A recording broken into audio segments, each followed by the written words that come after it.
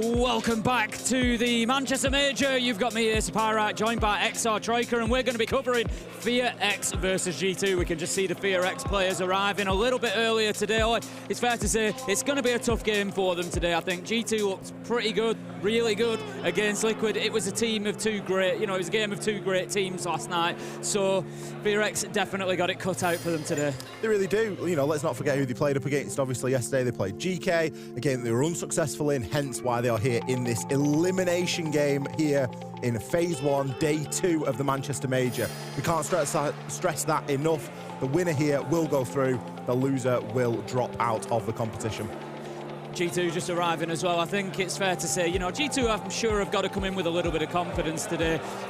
FearX yesterday against GK, I covered that game, and one of the things that they struggled with, was coming out on top of those heavy mechanical situations. We had Blaz wandering into site, finding 2 or 3 kills, and they just had a little bit of a problem keeping, control of the game in that sort of sense, and I think that's going to be difficult for them today against G2 because it's kind of like ramping that difficulty up even more. You've got players like Doki, players like Alamo, players like Benja who are just going to win and get kills for fun. Yeah, if you think it's difficult playing against Blaz, wait until you're playing against Benja, Doki and Virtue. It is not going to get any easier. Obviously, we need a map, so let's have a look and see exactly where we are going to be headed for this best of 3. It's going to be 4 bans, 2 picks, 2 more bans, and then a decider. So we're going to kick things off on Bank. That bodes well for G2, given what we've seen. They had a convincing win against a good Liquid side there yesterday, so that's not going to be an easy start for FearX. G2 picking that one up, and then FearX taking us to Consulate. We have a couple more bans come in. Oh, and a decider on Skyscraper. That could be an interesting finish for us. FearX having the choice there between Chalet and Sky, and choosing to take us to Sky. So maps-wise, it's kind of... I want to say, I look at the maps and I think G2 have got a bit of an advantage there, but I think we've got to call it as we see it, and it's fair to say G2 have got a bit of an advantage sort of overall anyway. I don't think the maps mattered too much. I think the social prediction knows that G2 might have a little bit of an advantage here as well. 87-13. It comes down to map pool, Tim, and G2 have got a deeper map pool. So wide. FearX were never going to get away from a map that G2 is really confident on. The fact that they've let Bank through maybe is in part due to the fact that they played that yesterday. Of course, we referenced earlier the game against GK. It was a 7-5 to GK. They didn't win it, but they played it yesterday. So maybe it's a map that they're more comfortable on than others out there. But it does just so happen to be G2's most successful map at the moment. They're on a 6-map win streak on it, and I don't know. I don't see anything that's going to slow that down. No, I'd agree with you. I think FearX, I don't want to downplay them too much. They're a great team. They're here at the Manchester Major. Demic and Mephi particularly yesterday played really, really well. Good Boy and Rin had their moments. For me, there was a couple of problems. There was the game away from site, their extensions was fine. They played them really well. We saw them have some really successful roams, but then we'd see Blaz wandering to site and they just weren't taking account of the house, really. They weren't taking account of the actual site, and they'd walk in and get a couple of kills in the back and stuff. So they need to tighten that up a little bit, because otherwise G2 will exploit that sort of space. The other thing for FearX that we saw yesterday was they were kind of switching off. They get to round 7, round 8, and it'd maybe be 4-3. It'd be a really close game, and then GK just go round, and they'd get 3 in a row, and FearX just looked like they were nowhere. So that's something else. They've got to make sure that they can maintain that focus throughout the game, because otherwise G2 will run away with it. There's no two ways, especially looking here. G2, they start on the attack. If FearX switch off around the halfway mark, G2 are on defense. It's just going to run away from them quickly on Bank. It goes even deeper, doesn't it? Because then you start thinking about how G2 are able to attack. There's multiple layers to it. Look at what's available. We've had the bans come through, we've had a Monty removed by G2, we've had a Fenrir removed also, a Ying and a Cave ban. Now you're kind of forced into the Ying ban as FearX because you don't really want to be giving that away to G2, but what does it leave open? Things like a Grim, things like a Capitao, and immediately those two have both been chosen. They're fantastic disruptive operators, and they're operators that G2 love to run, as do most teams. But with those tools comes quite a bit of responsibility. You've got to still get in and do your homework. Those gadgets aren't going to do it all for you. Let's get into it then, round one. We're going to have FearX on the defence. They're going to kick things off, unsurprisingly, down in the basement. That is where we are going to begin. We've got Doki out on the drones at the minute, just having a little look across that top floor. G2 going to be looking to take that ground. Benja's already in on the book. Is going to move across and start clearing out underneath to try and get to those hatches. Something that I want to keep a bit of a keen eye on here is going to be Virtue on that entry. He was devastating on the entry yesterday, picking up 5 opening picks. Currently one of the highest rated players inside of the major after the first day of play. Rin's going to be heading up the stairs looking for that first challenge onto the marble stairs. Not going to be able to just get quite high enough up to have the challenge onto Doki. Maybe not sure that we would be wanting it either. FearX definitely needing to keep themselves plenty alive. It's interesting that they've played this much more as a turtle side. Like I said, come in. We're seeing this a couple of times. Mirror window on the breach wall, get the glass out of it, and just make it difficult for the breachers to go and approach it, place anything on there. Interesting little technique. Absolutely, it's not going to yield any results there. You typically do that and try and play an impact through it, or just to deter people from coming through. No impacts on the side of FearX. Instead, they've gone for some heavy and significant denial here. They've got the Vulcan canisters, they've got a couple of C4s, and all that is things that are really going to start to choke this round up when push comes to shove. G2, the pacing isn't too bad at the moment. They've got top floor control, they've got the flanks on lock, and now they can start to try and work these hatches and remove some of that utility. Good Boy is going to be in position with those toxic babes. We did just see that flash up then as well. Demic, cautious of what could be happening through garage, but the player to watch here is always going to be the man with the case. Benja then just going to be holding the long angle through that open hole and just having a look if he can pick anybody up around the door or into red corridor. Time is going to become a factor here for G2X. It's ticking by at the minute, 35 seconds, not quite in position for the plant yet. Virtue just waiting to deliver that utility that's hopefully going to provide that sort of 3-2-1 goal moment. We've got the bees going in from Grim as well to prevent too much movement. There's the smoke, and in goes Alamo. Gets one, gets two. Can he find a third? No, going to be cut down by Demic. But Uno now has the space. He's got the opportunity to put this diffuser down. He's going to have to restart it, but won't need to finish it as the kills just come in one after another, and that's going to be a round for G2. Had it not been for Alamo there dropping the hatch and picking 2, that would have been extremely difficult for G2 to get anything going. The diffuser was going down quite late as well there. I'm not sure if Uno was actually choked out by some toxic gas at that moment and couldn't get in to get a plant down, because I'm seeing Alamo in the site picking kills, but I'm thinking, why is the plant not going down? There's a bit of a problem here. What's going on with Uno? I think he was maybe just a little bit choked off there. The understanding there from FearX in that they can just sit back and relax was fantastic. And I think had they been able to shut Alamo down as a trade, it would have been very different. It just so happened the trade came through a touch late. You can see there, Mephi, he swung out from Vol, and it was just a fraction late. Doki, his job was always going to be to sit and watch the flank there as the Grim. We knew that that was where he was going to play. He'd set up there quite early on, never needed to aggress down the stairs. A great start from G2. Yeah, it was, at the end of the day, it's showing exactly what we said coming into it. Bank is a G2 map, 6 wins in a row on here at the minute, and they're just showing a great understanding of it. Basement is going to be your most difficult attack. They've gone in, I'm not going to say they've made it look easy, but they've just shown a real masterful approach. Yeah, they understand where every single danger is there. They've got the utility to deal with all of it, and they've just gone in and done the job. And that's exactly what G2 fans will have been wanting to see. So let's move on. We're going to be heading into round 2. FearX this time going to be defending open area, not choosing to go up to the top floor, instead having the preference for the mid floor. They do have the player, you can just see the silhouette there, led prone at the minute inside of CEO. Need to be very careful because G2 showed us last time it's Mephi who's going to be in there. I think just trying to keep himself out of the way under the desk, hoping to stay off the radar, but he's been spotted. Uno's drone goes in there, sees him, and I think Mephi's days could well be numbered. I don't think that Mephi knows that Uno knows that Mephi's there. I think it could be one of those situations. However, Uno is going to get absolutely rinsed there by Mephi. He might have known he was there, but he wasn't able to get the kill. And interestingly from G2, there's no one there to back that up.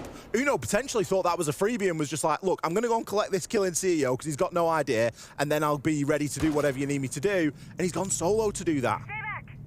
Yeah, you've really got to wonder, because the top floor clearance in the first round from G2 was really effective. There was nobody there to challenge, but Benja was in there quickly. He was moving across, taking space. He had support from Doki as well. But this time, like you say, Uno goes in on his own. They lose the Lion. Couple of E1D scans go with him as well, being so early in the round. They won't have been available, won't have been used. So it's a big loss, really, for G2 at the beginning of things here, because ultimately that's one of your operators that could have directly helped to track down that Roma and get yourself the top floor control. At the minute, G2 still have no top floor control. If they don't deal with Mephi, he opened up the soft wall to top square as well with a Nitro earlier in the round. Could be dangerous for them, really dangerous. I wonder if Alamar's misdroned him here, because Alamar droned all the way through CEO, he droned Elevator, and Mephi was just hiding in double-double the whole time. Benja now falls. This entire attacking round is falling at the hands of Mephi. And Mozzie, by the way, Mozzie isn't known for having the best gun for taking multiple engagements. Just overwhelm him, just flood him, and get that player dealt with. Look at the time.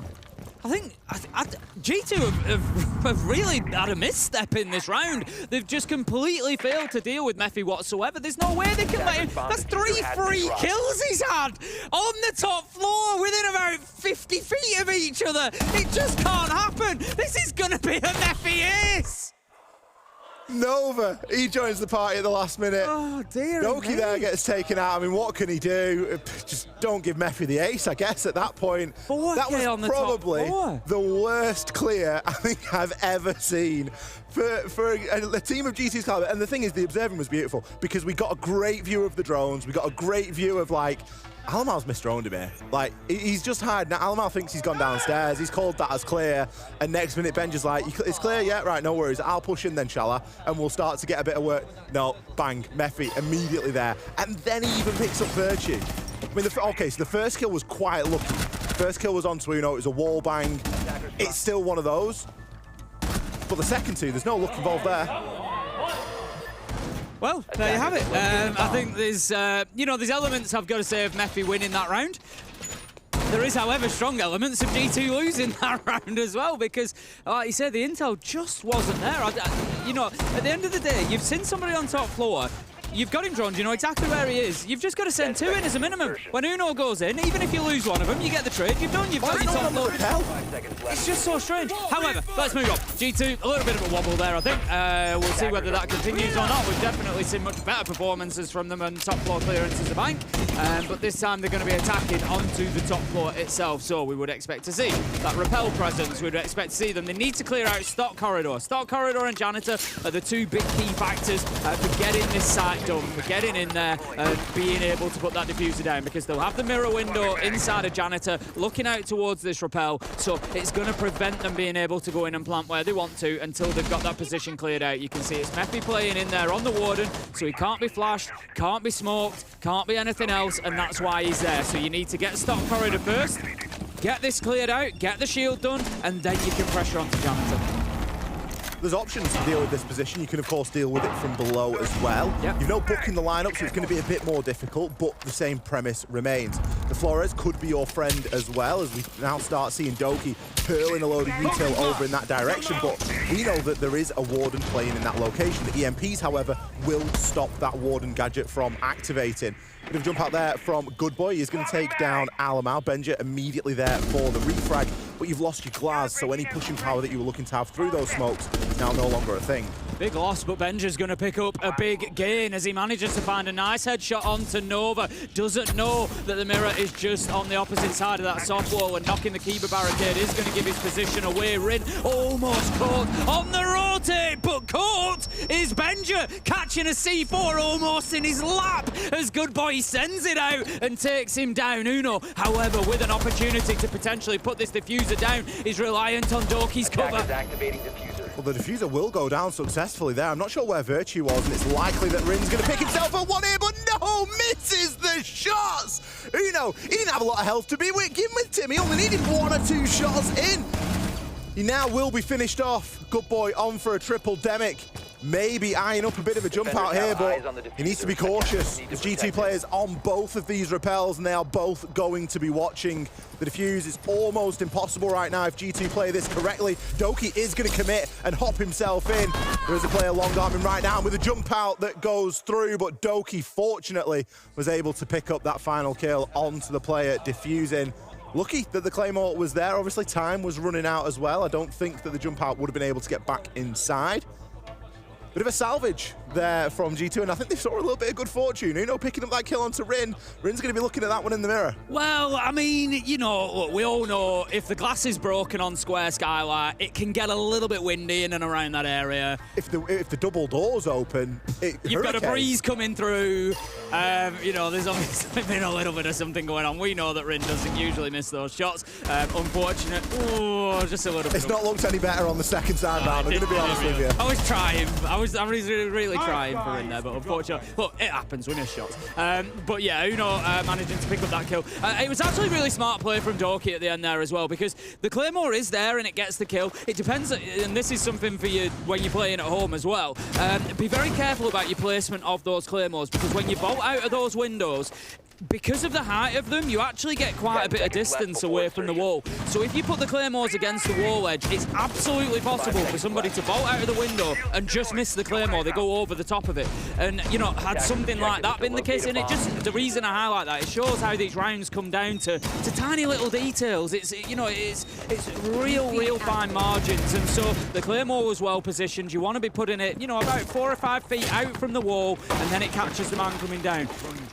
Things go differently there. Doki gets caught on that jump out as well, and all of a sudden you've got a different situation. But Doki, heads up play, had gone in through the window already and was in a position to deal with it in the 1v1. So well played from G2. They're 2-1. I think they'll be happy enough so far.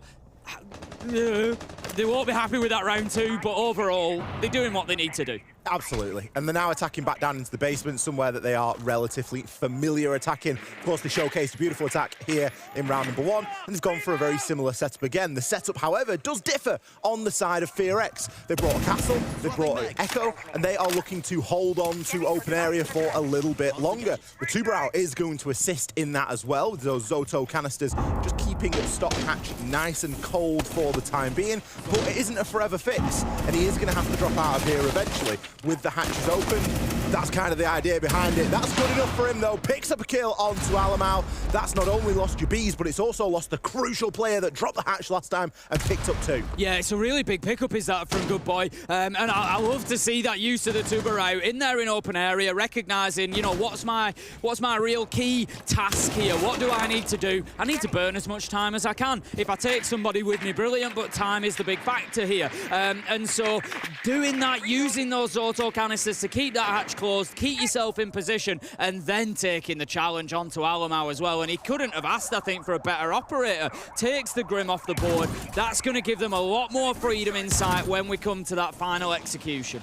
Well, someone's also going to have to drop and do that job of Alamau. Not only that, but Good Boy can still mess around here and freeze off this breach getting open. The Hibana pellets have gone off. The X-Kairos is detonated straight away, but Benja's little tin opener did just take a little bit longer. Benja loves this long angle, cutting right through Red Corridor into the opposing site, and can usually get quite a bit of value out of it. That Toxic Babe canister is going to cut down a little bit of time here as the 40-second mark is reached, and with still 2 in pocket and 2 C4s, there's a lot to get through here. Uno's getting the diffuser down, though. He's managed to get further into side, just against that wall and avoiding that toxic gas coming in. Gets it down. Little bit of a misplay from the smoke there. You've got to be hitting your mark. Doki going for 1, picking up 2, finds Rin and Nova, can't make it 3, but Virtue's there to have his back to pick up the trade. Gets Mephi and continues fighting 3 versus 2 and says, you know what, I'm going to hit the flip reverse, I'm going to go downstairs and you can attack from above.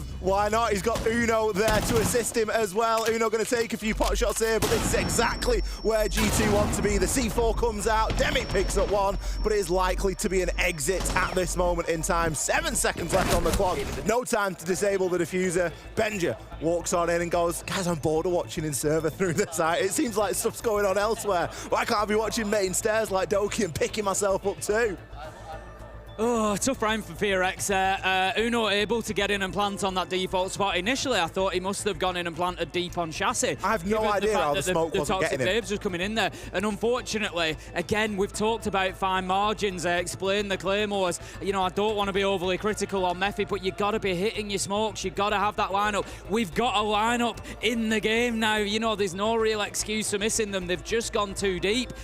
I suppose you can look at it both ways. If you smoke off the plant spot, there's a little bit of access through door, but you're not going to plant on the door because you're opening yourself up to getting shot. You've got to be in tight against that wall, and I feel like that smoke placement has just got to be a little bit better if you're wanting to win at this level against a team like G2. Yeah, and Uno knows that margin as well. Uno is very well versed with that plant spot. It's one of the more technical plant spots in the game, to be honest, because you can turn around, you can shuffle in, you can really get it on the threshold.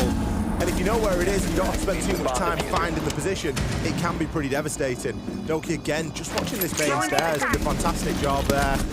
Cognizant that there was likely going to be two people peeking him, and for Uno to come in as well on that switch was fantastic. I really like the use of the new nades from Doki. So we've talked a little bit about the nades, obviously, in the changes, and as everybody will know recently, you can't cook them anymore. You've just got to send them into an area. They detonate 2 seconds after hitting a surface.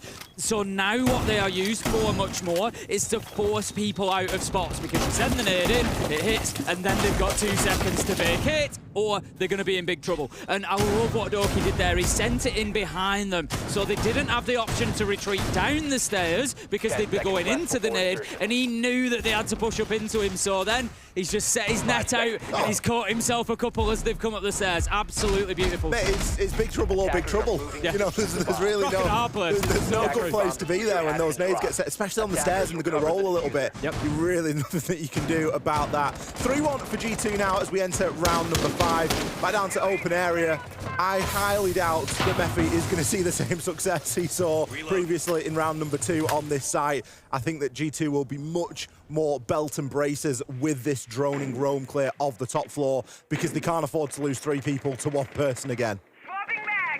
Alamau is just going to be sat in with the touch drone for the time being. I think looking to pick up any utility that he can. Yeah, he's having a good scan around, and if he can't find anything, then he'll leave it in sight. Does manage to pick up a location, but Mephi manages to pick up something far more valuable. An opening kill onto Uno. That's the book taken out as well on a site where you are going to want some verticality. There's no ram on board, so it's going to be down to Virtue on the Ash, really, to be getting any of that soft destruction done. Benja taken out with the ace, leaves them without any hard breach, and I tell you what, it's just one after another. FearX are running over G2. It's this site, isn't it? It is, it's this site. It really is this site. Rint going to pick himself up another in Alamau. I mean, he's known for a jumping through copy window, but at the right time and moment when there's a lot of chaos going on. There's going to be no chaos going on right now because he's 1 versus 5. He is going to make the hop in and pick up a nice kill onto Nova. That's for certain. But what's he going to be able to do with it?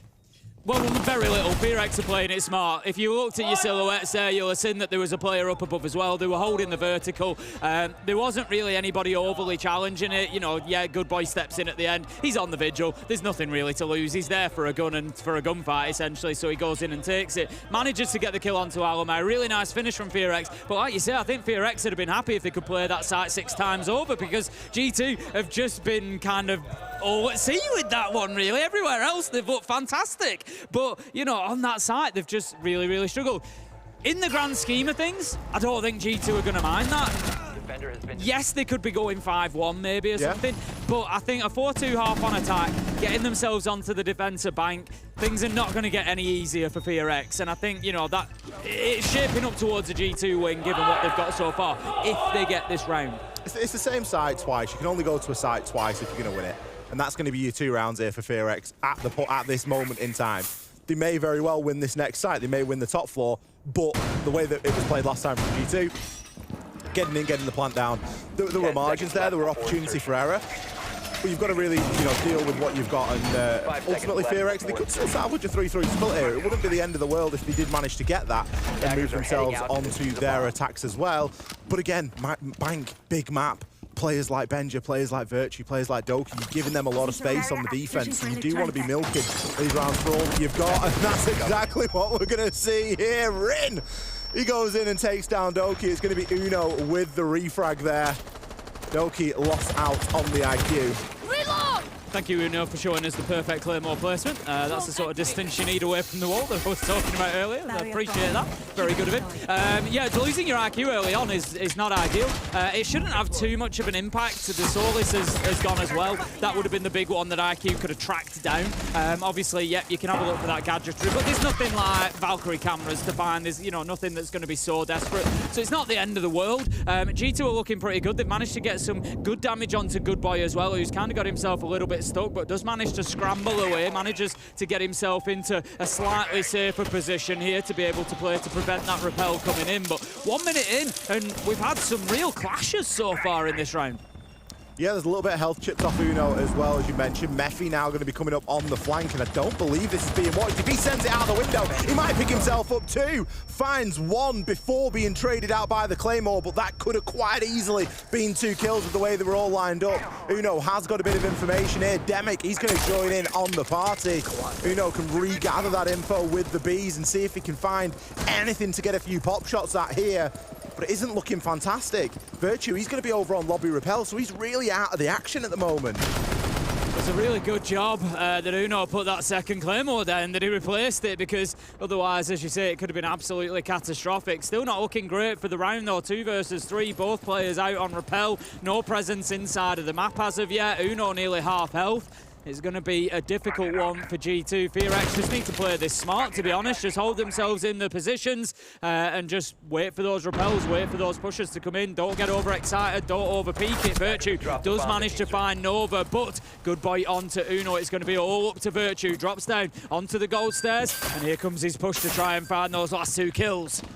Got quite a bit of work to do, but he knows where one player is going to be, and with the lobby doors being barricaded to ATMs, this might be a freebie. It must have been another jump out. It was. Good Boy jumped out again, and he took out Uno, because obviously Uno's only got 2 Claymores, so there's only so much he can do. Virtue is in a 1 versus 1 on the site right now, but he doesn't know where Demic is, and that's going to be one of the big problems, and all the time that he gives away to Good Boy to allow that rotation makes things a little bit easier. Yeah, diffuse it down too much info here either. He can go and collect the diffuser, but 15 seconds.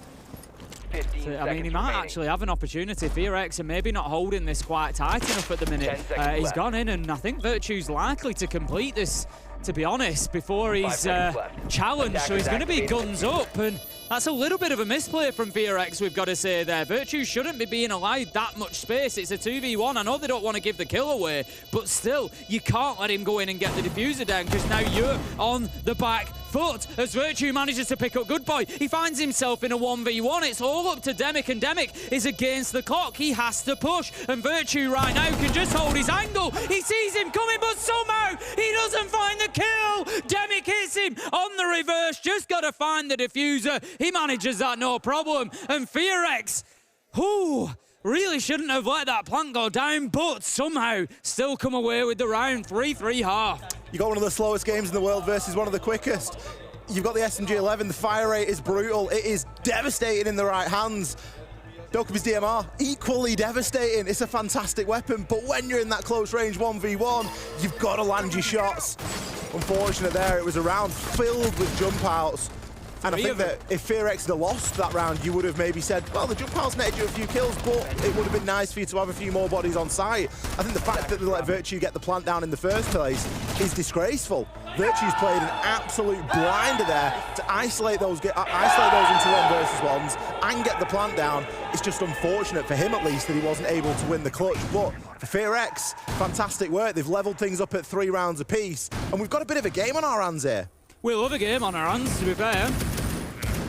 And like you say, FearX, I'll be honest, I think we're going to see something a little bit different in the second half. I think it's going to be more difficult for them to go up against G2 on the defense. I'm expecting a little bit more. G2, I've got to say, there's been a few mistakes on the attack there. I'm not really saying dying to the jump outs is necessarily a mistake. They netted a couple of kills from the Claymores as well. You know, you can't always sort of plan for a team that's going to send 3 people out of windows in 1 round. It's, you know, it's quite rare. So I don't think that's the issue there. But there's a couple of rounds, you know, particularly the open area attack in round 2, that it's not even necessarily they should have been winning. We should have just had better performances in the round. So yeah, I think 3-3 off still suits them in terms of the overall map. I think they're quite capable of a 4-2 now to finish this off, and some good defenses. FearX are really going to have to bring something to the table, and if you remember what I said yesterday, FearX get to about round 8, round 9, and they start switching off a little bit, or that's what we saw against GK, so hopefully that's going to be something that they've fixed today. One of the things I love about this G2 basement setup is the relationship between some of the gadgetry that they choose to bring. They bring the Aruni, and that gives you the laser gates, which, placed on top of the hatch, might look like a little bit of something weird. However, once something is then sent onto the hatch like an explosive, Doki can walk away, the laser gate will activate, and the gadget will be destroyed. We might actually get to see that here now. Rin, he had the Exokairos launcher out in his hand then, and he just saw it. He was like, there's a laser gate on that. We need to try and come away and figure this out. Exokairos put down. Doki can now see, they're getting put on. I'm going to move away, and the laser gate is going to reactivate. Of course, the laser gate is always inactive if a friendly is near it, because then you can throw your own utility through it. It doesn't do too much, but combined with the 2 brow, it is just going to chew through a little bit of time. And we see that time being chewed away. They're going to have to wait for those to clear before they can start getting those X-Kairos pellets activated. We will see then server hatch taken out. Doki is going to be wedged in position here. We saw him playing this yesterday. He was a little bit lucky yesterday. He tried to reapply this keeper barricade that was in front of him, and it actually nearly got him stuck as somebody was trying to push into him. But Nova on the blitz yesterday was a little bit less than maybe as effective as they would like to see that operate. We're going to have a little bit better today, and it's not going to start out well. Doki manages to get a kill with a keeper barricade. Well, I'm not just sure if that's maybe Azami's knife logo. It is, it's the knife. But yeah, maybe, yeah. Either way. It must be a melee attack. You shouldn't be melee in a blitz. Thrown the gadget. You shouldn't be melee in a blitz. It's going to be the melee, surely. Fair play, though. He's gone for a 1-for-1 trade, and he's played his life. He's wasted so much of the round. We've got 35 seconds left on the clock, and only now we're starting to see presence here inside the site. Mephi's actually going to push deep, though. Not able to actually get this down. The smokes come out, and it's exactly the same as we saw when Uno was planting. They're going to be ineffectual, and with 4 left alive, FearX should definitely be able to hold on to this X. They've got multiple hatches to work from. They're hitting long-angle shots, Demic onto Uno to take him down. This is looking great for the Korean side. Rin, Demic getting another one apiece, and FearX are about to take the lead on Bank. Alamal, a lot of work to do, 20 seconds to do it in. A couple of players are quite low, and he's going to be able to find himself one, but Rin is there for the cleanup. FearX, they were laser focused in what they wanted that round. They were really not interested in too much. They wanted hatch control, open area control, and they wanted to force through blue. Mephi's plant location, fantastic. There was still so much utility that was flying in. A really well-placed DMP gadget as well coming in from the Thatcher to deny anything that was getting thrown in at that moment in time. If there'd have been a C4 there, it wouldn't have detonated. You would have then been able to shoot it. And the Toxic Babes, as we saw from FearX, they just weren't in the right spot. Something about these smoke players tonight on Bank isn't really going too well. Well, I mean, it was essentially exactly what I thought Uno had done. You know, it was in deep and behind the bomb chassis instead. But yeah, you've got to recognise that. And you've got to make sure that that utility is getting deployed into the right location, which they were unable to do. So G2 going to move on, not going to try the basement again. It's going to be up to top floor instead. Uno's on the mirror, which would suggest the presence inside a janitor. They don't, however, have a warden on side. So that does give an opportunity for potentially for FearX, if they have some smokes, they can just smoke off that mirror window at the time where they want to go in and maybe get a plant down. So that's something that G2 definitely need to be aware of. Well, FearX have gone for a full 6 pick there. Everybody on the roster choosing something different. Whenever Amaru's in tow, it always sends a shiver down the spine because you know that they are sending it through a window somewhere. There are a couple of Amaru strats is a very loose word for this bomb site, but you can send yourself into CEO with the correct level of cover. Now, I'm not sure if a Grim alone is going to be enough to do that with. It's more likely that we see Mephi use that at a little bit of a later point in the round, but he does certainly seem to be eyeing it up at the moment. In terms of setup from G2, we've got Benja playing in that mid-floor on the Valkyrie, trying to provide himself with a little bit of information, and of course the cameras and that C4 to try and make something happen with.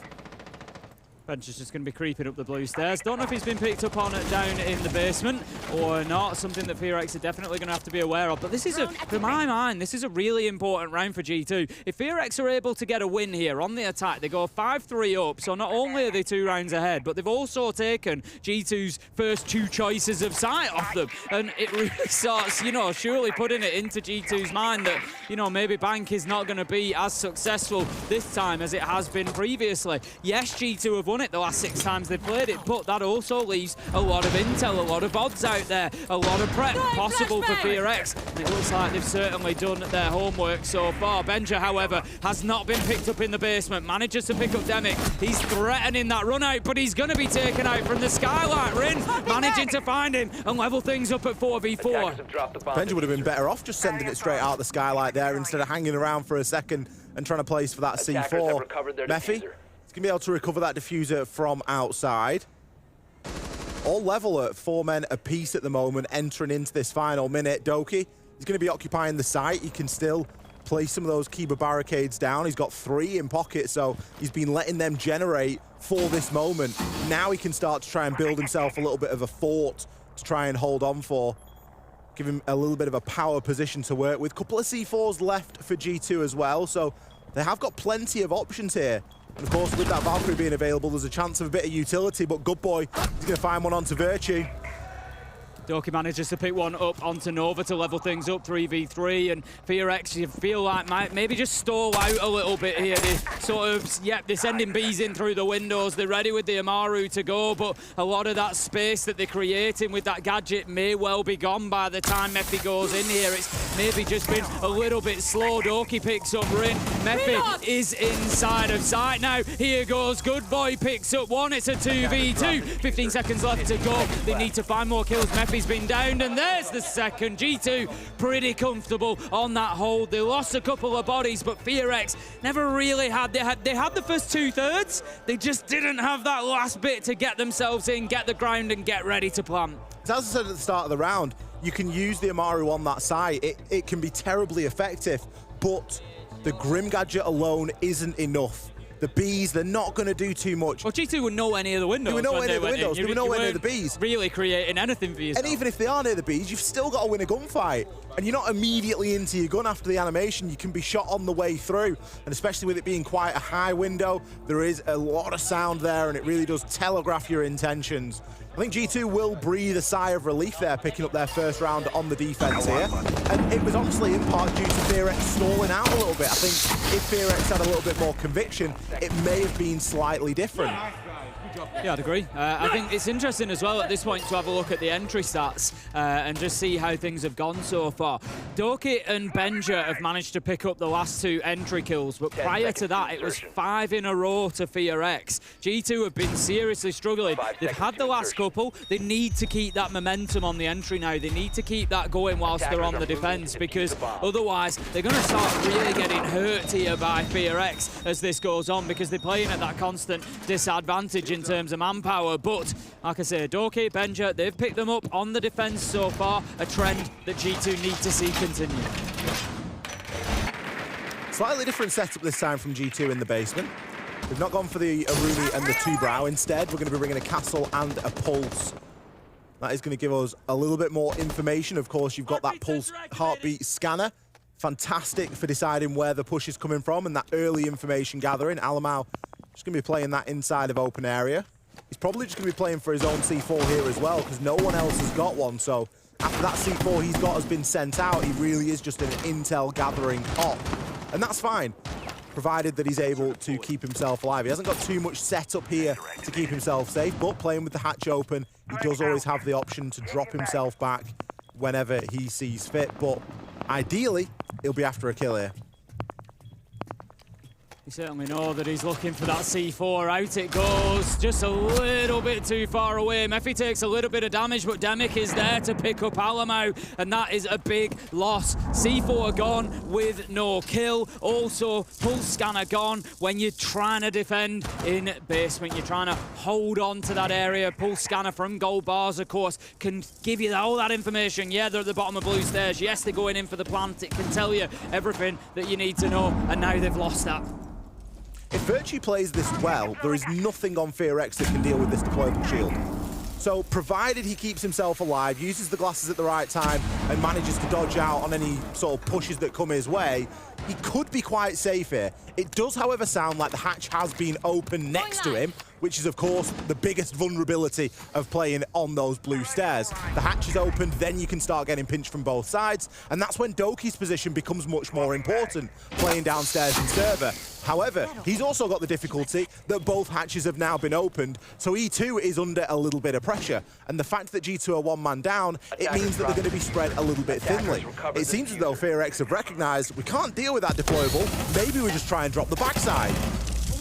Benja just looking for the spray through into elevator, can't find any damage, does take a lot though. Virtue's down, Benja one hit away, Good Boy manages to pick up the kill onto Virtue. The class looking through the smoke, can't find anything for the time being. Doki, Benja, they go big, but not big enough, as Nova does manage to pick up Benja, and that leaves Doki now in a 1v3, all to do, plant going down, but man comes off.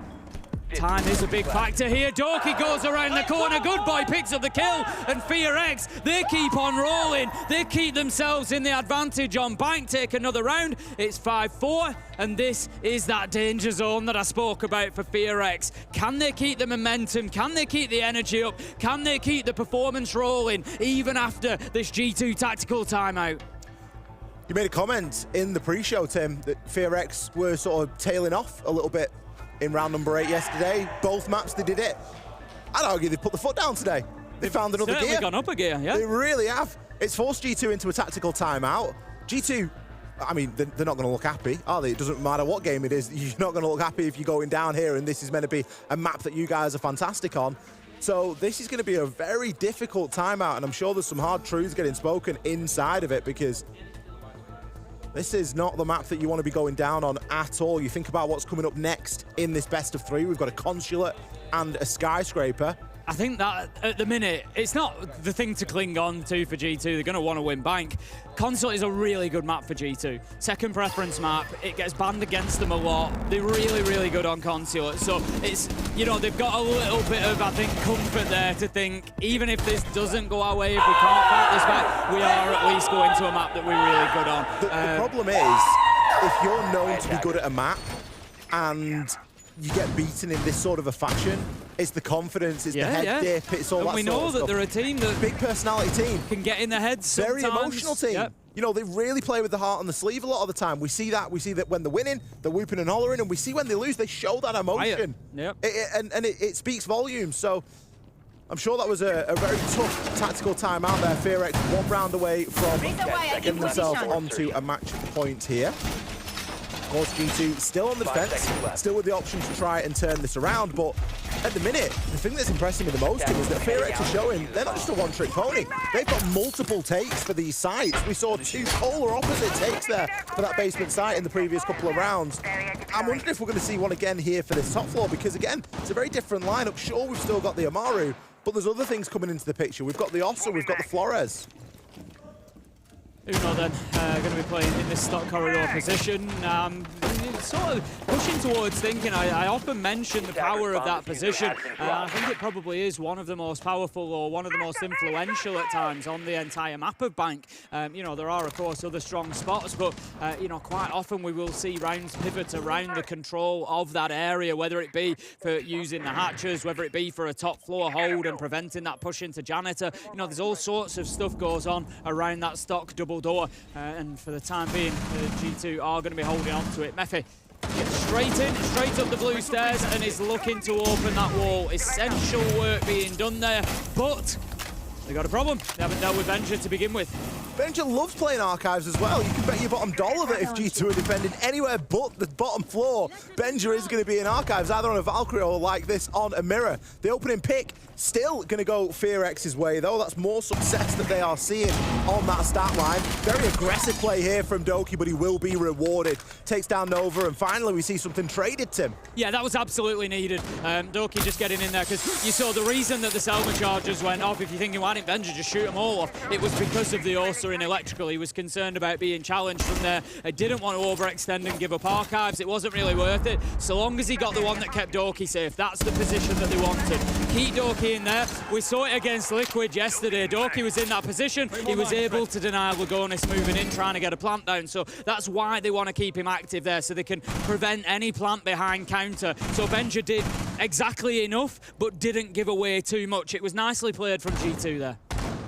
Rin's got himself in on the top floor and he's trying to find a little bit of vert, but I imagine the player he was looking for was Benja, and well, Good Boy has kindly dealt with that. The top floor is now in possession of FearX.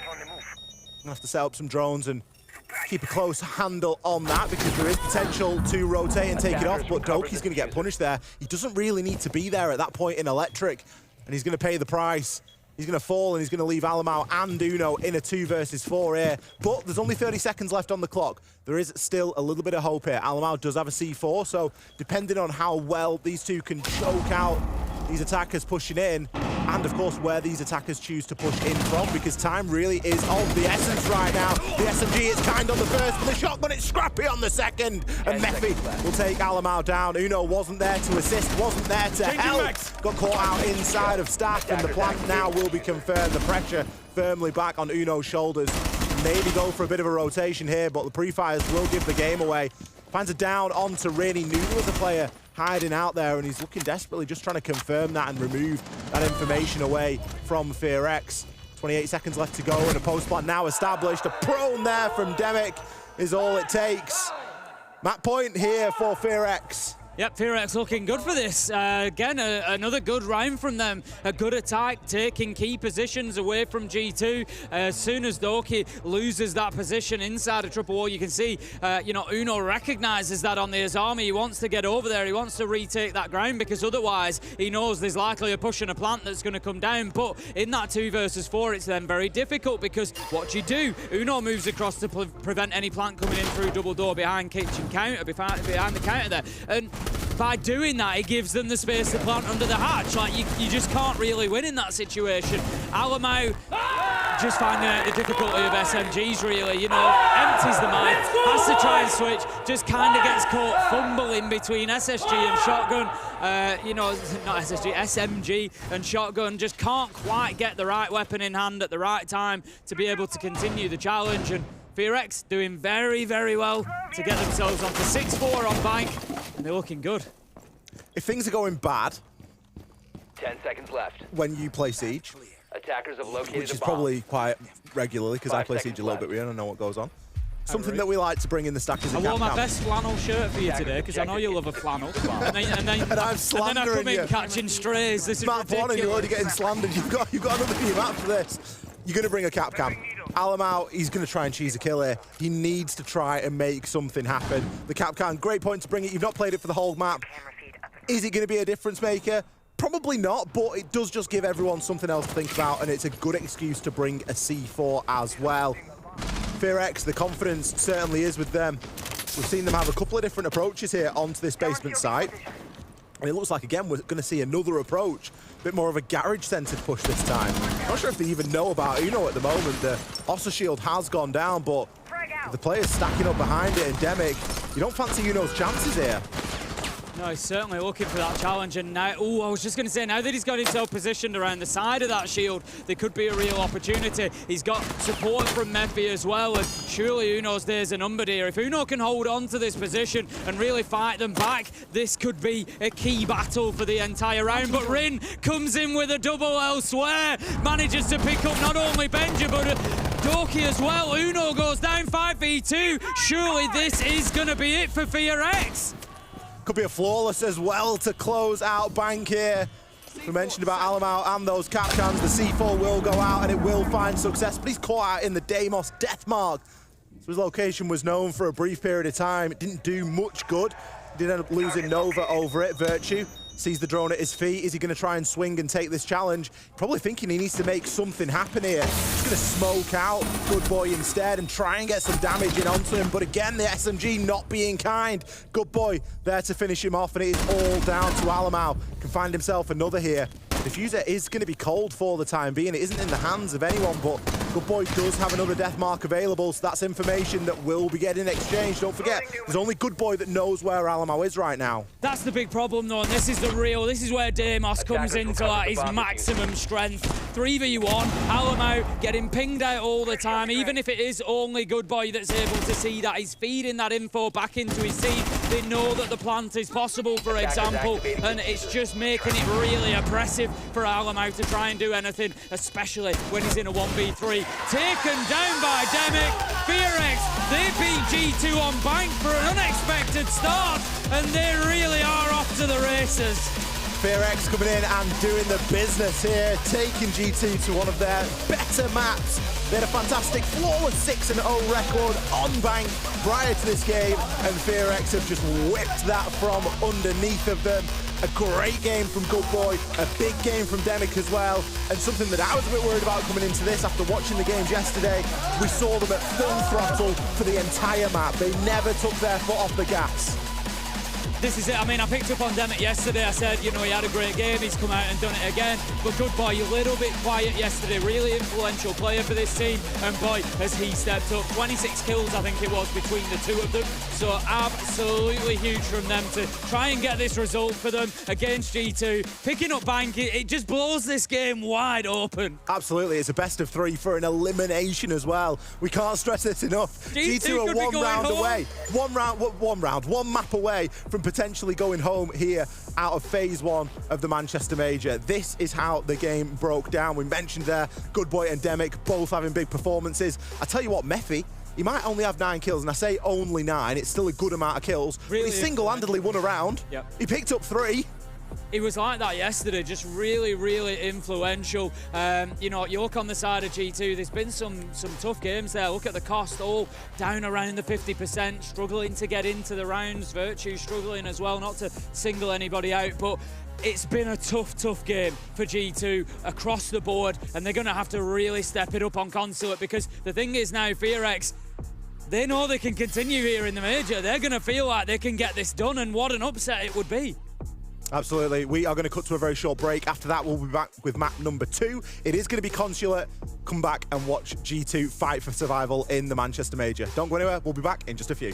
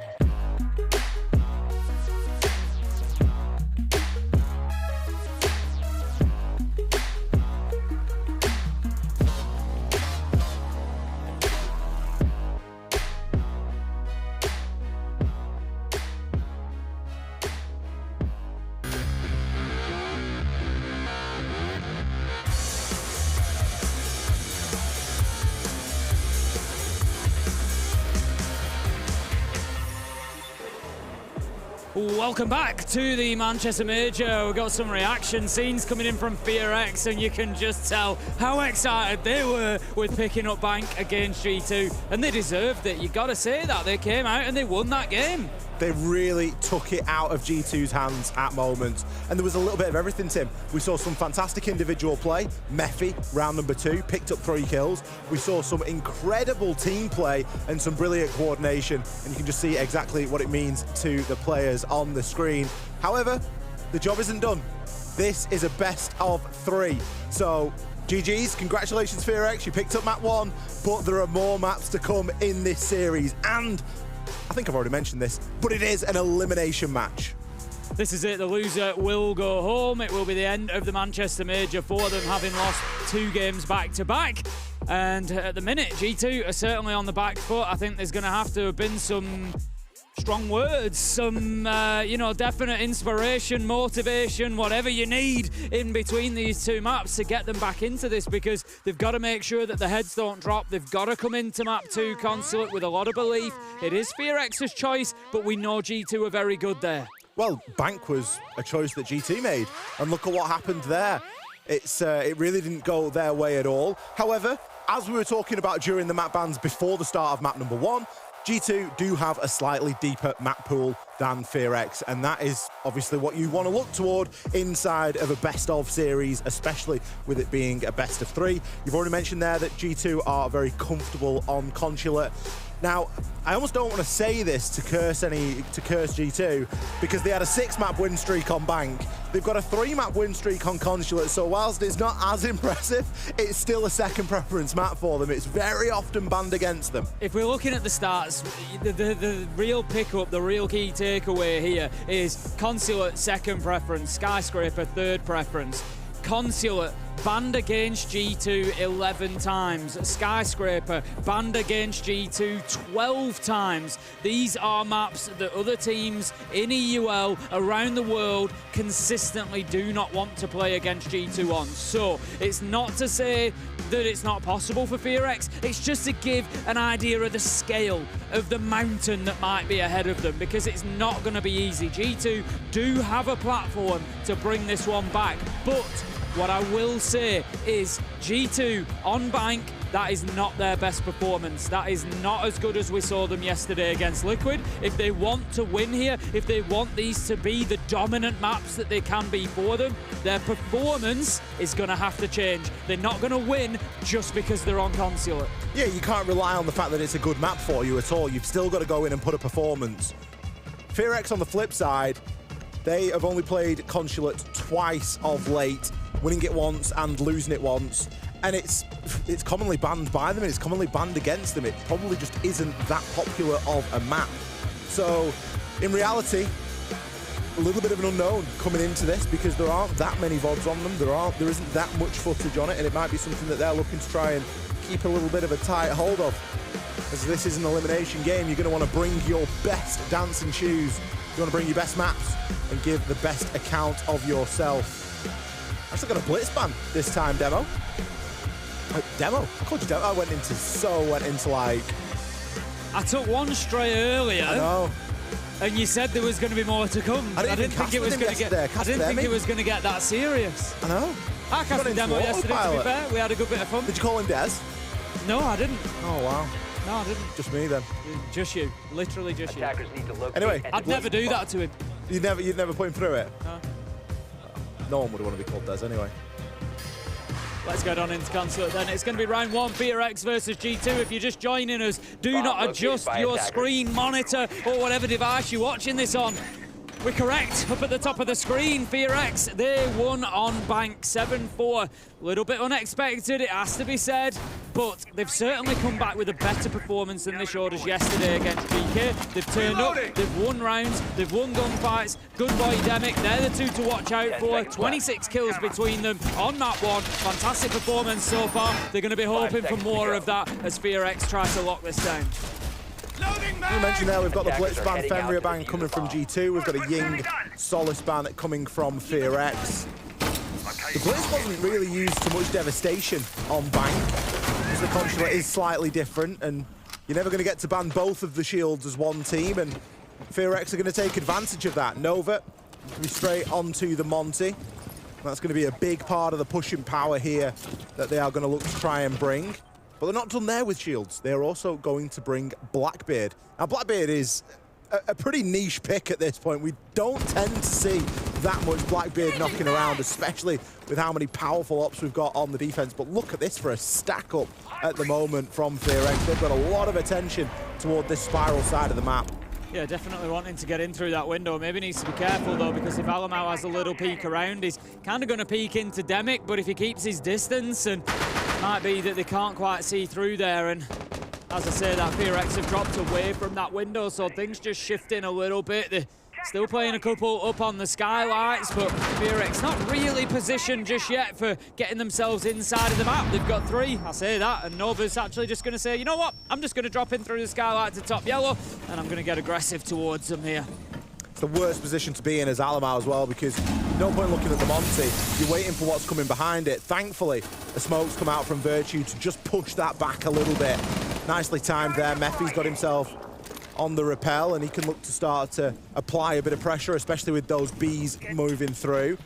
Alamau not taking his eyes off the prize there, though, but the information will be getting exchanged at the moment. Probably time for another Toxic Babe canister to be coming out, as we do see the Monty just threaten to push through into Connector. There is, of course, a hatch in that room as well, so any vert is possible with the C4, but G2, they're doing a good job of battering this back for the time being, and they are burning the clock down.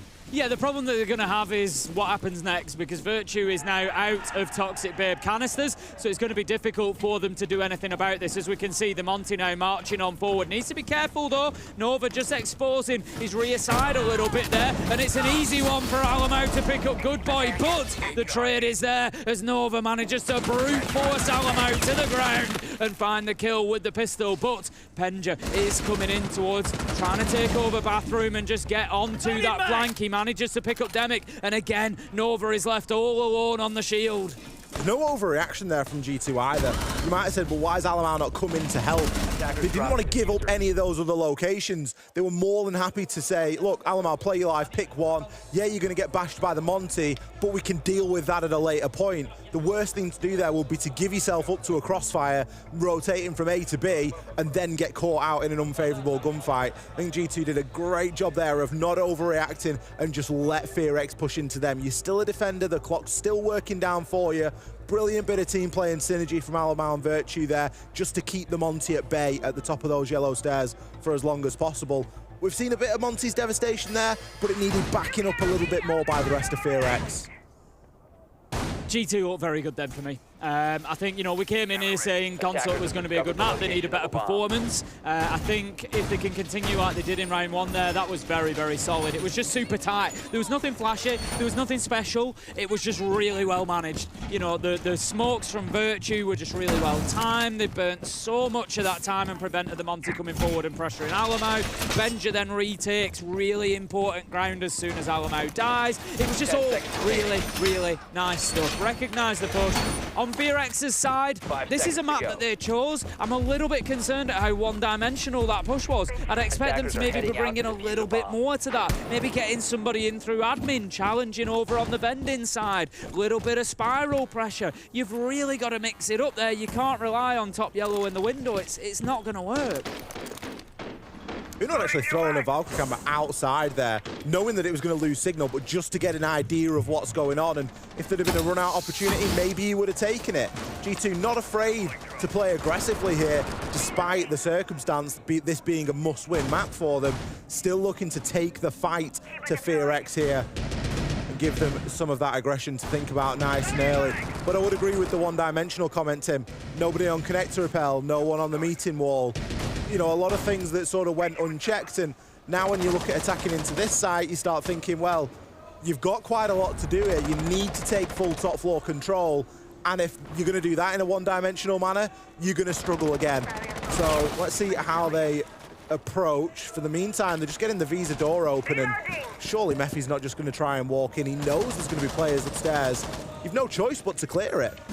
That's it. They need to be going in and getting themselves sort of boots on the ground in admin and working their way across, but it's just not happening at the minute. They're going to pick up the mute for the time being, so that's going to be Benja that they've got targeted, and that's telling them now, FearX, everything they need to know. There's at least one on top floor, and they're going to be trying to hold down vertically into Piano and then drip down from there. Hold Piano, hold site, and just hold the whole lot from the top. And if FearX try and ignore this, it could cause them a big problem. At the minute, they're just trying to sweep across towards Exposition, towards Piano, to try and get in and get that verticality, but it's going to be very, very difficult for them to go directly if they don't get that top floor.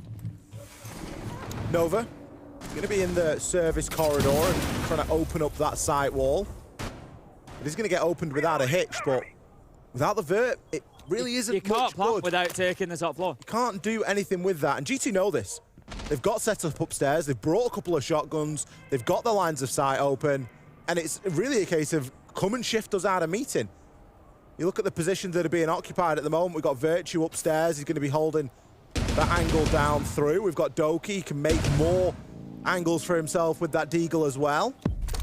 Do have a target, and a Doki could be called, so could be a bit of a push here, but no one's really in too much position to do much about it. Nova's going to find an opener over onto Doki, but it's immediately traded out there by Benja. The problem is how late it is as well, with 20 seconds left to go, and they're only just picking up entry kills. They go in, that's Diffuser down. Alamau manages to pick it up, he recognises that straight away, and he's just going to sit in this spot for the next 10 seconds and try to close out the round. Demi, he manages to get Uno, but there you go. Alamau 1, Alamau 2, Alamau 3. It's as easy as ABC as Alamau takes down FearX one after another. They fall like dominoes. I was panicking a little bit there for Alamau. We saw him on the SMG 11 on Bank. This time with the SMG 12. He loves running that circular sight with the little triangle in it, and he was as accurate as ever. 3 kills, easy as you like. No missing this time. FearX, an early timeout there. It doesn't surprise me because, in all honesty, compared to what we saw from them on Bank, they're nowhere near here on Consulate. I'm kind of surprised that it's their map pick because they're coming in and it's almost like they don't quite understand how to attack. They look timid. Yeah, they look timid.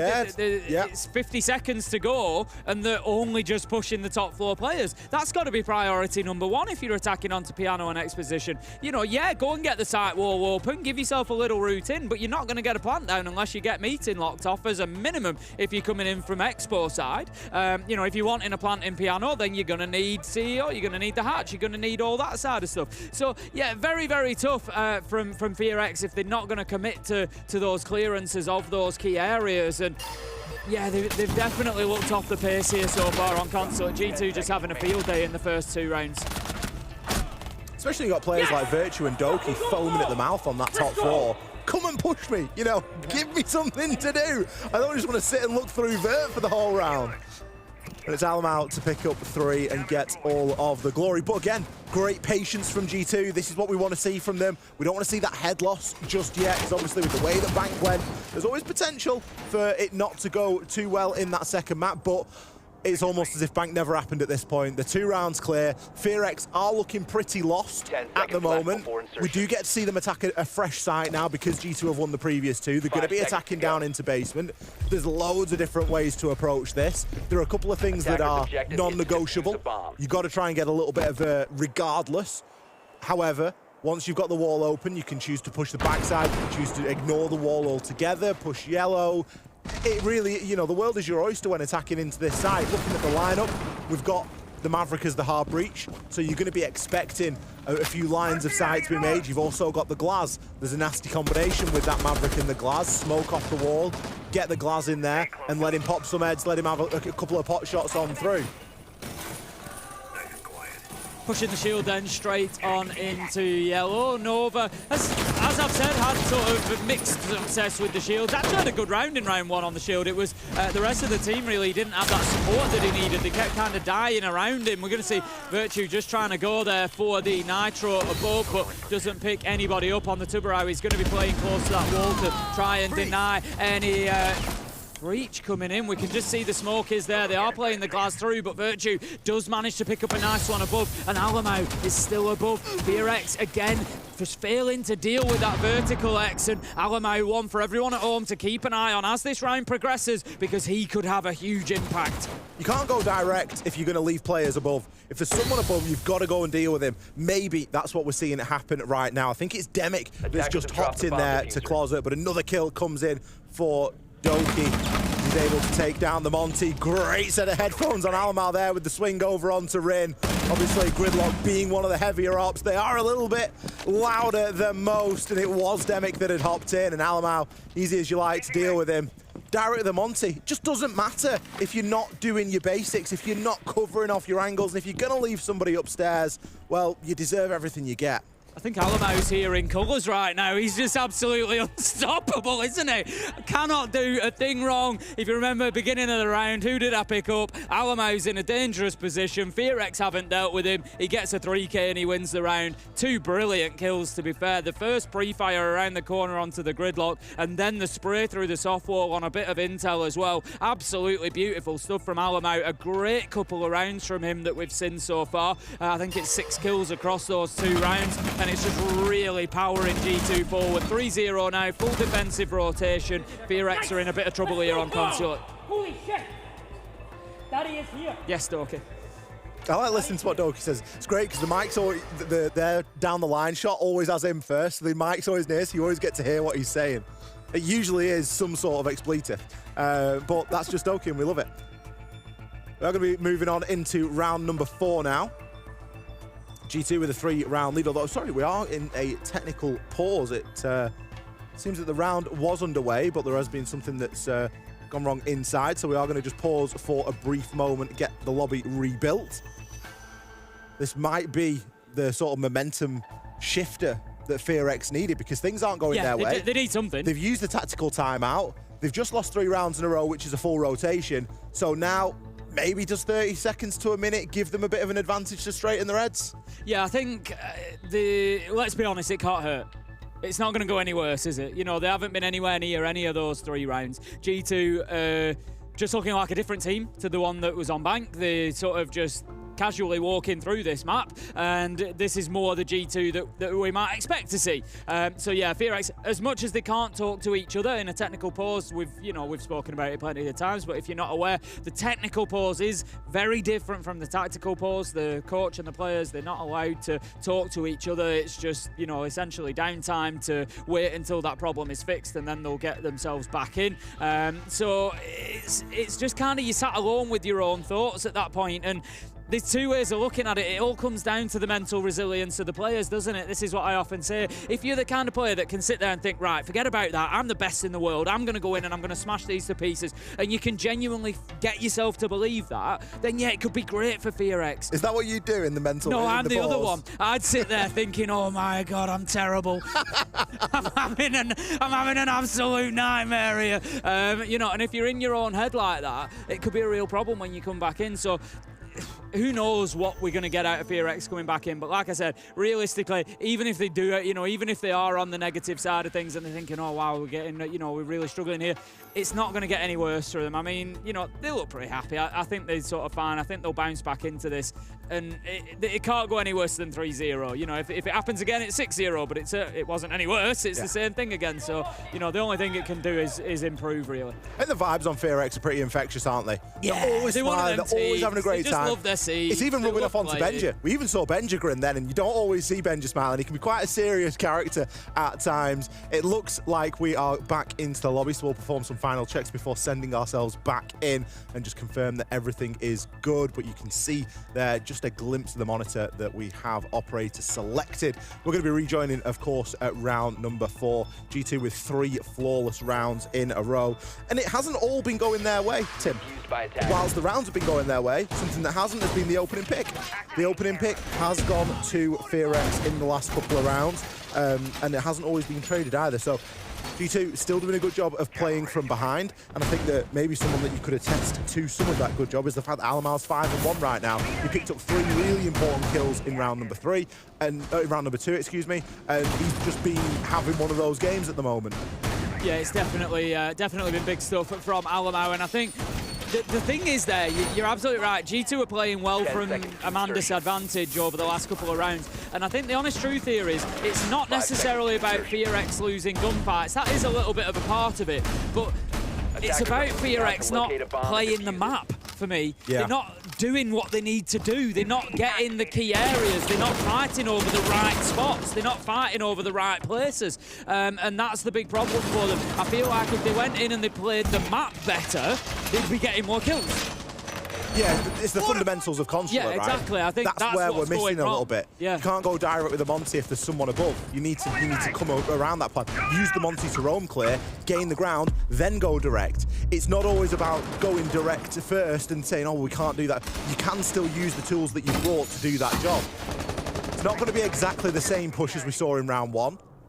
It's going to be a similar setup from G2. We've got Alamau playing the shotgun at close range on those yellow stairs as the warden. We've still got the smoke. We've still got the Azami. We've got a bit of alt going on. But there's no shield this time for FearX. And I think that could be a good thing, because maybe they're getting a bit tunnel visioned onto that shield and trying to make something and force something to happen with it. Mefe just going to be trying to hold the angle on the window for the time being. FearX definitely shaping up for that more admin-sided push. Nitro goes out, not going to hit the mark from Uno. Will be spotted on the drone and dip himself away.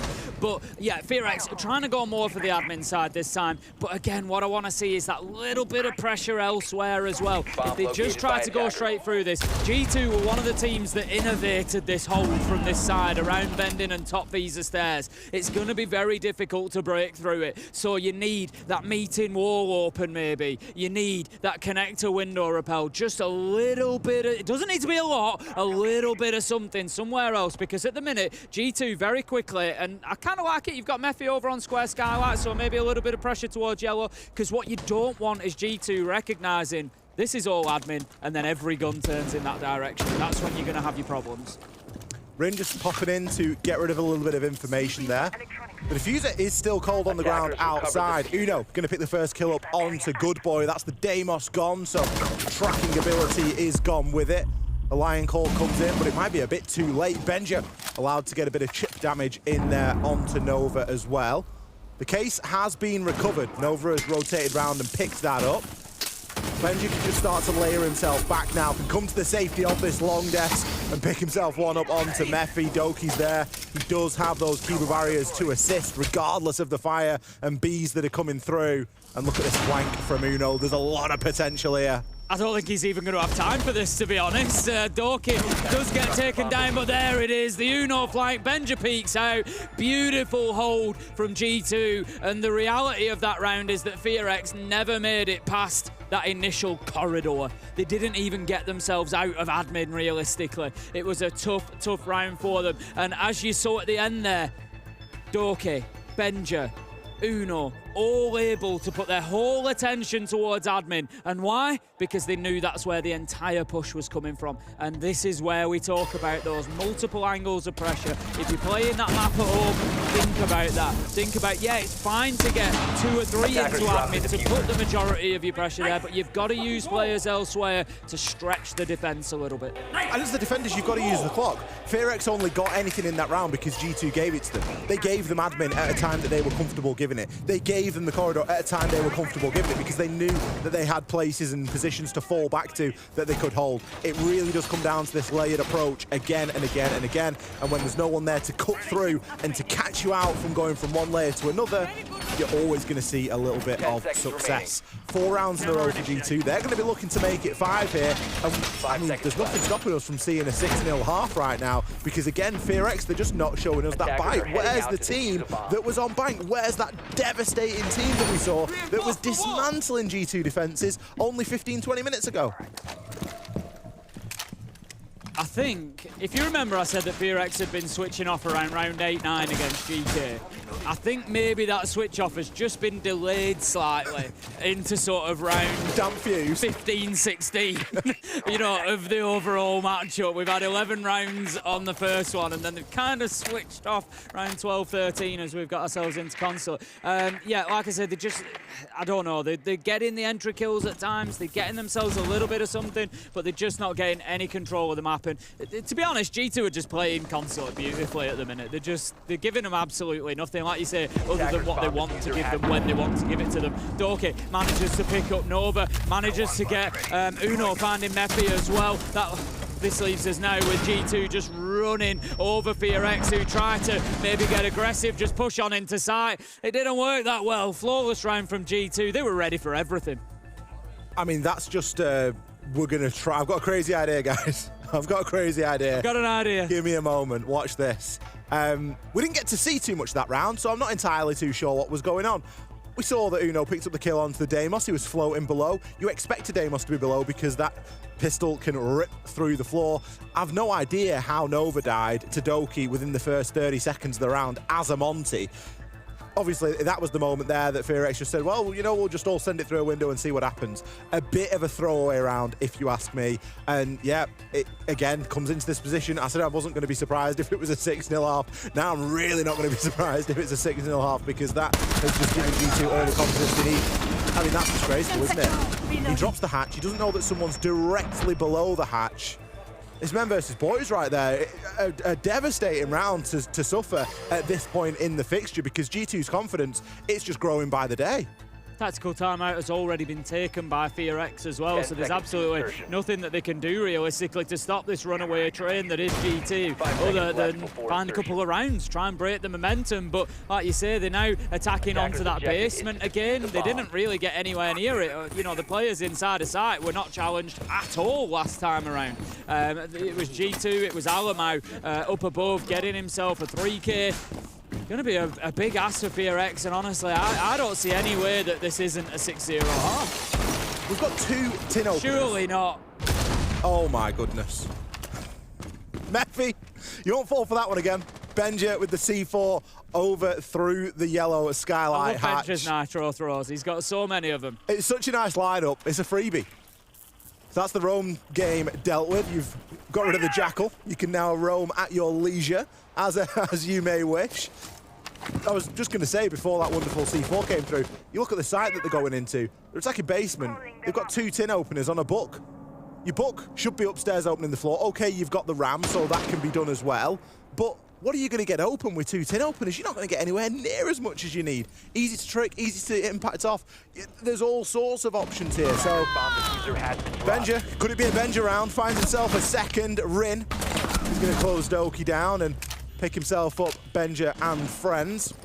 A little bit better here, but still, with a little hop in, you do worry about the pacing. Half of the round left, and Benja and Doki have just been allowed to do whatever they want.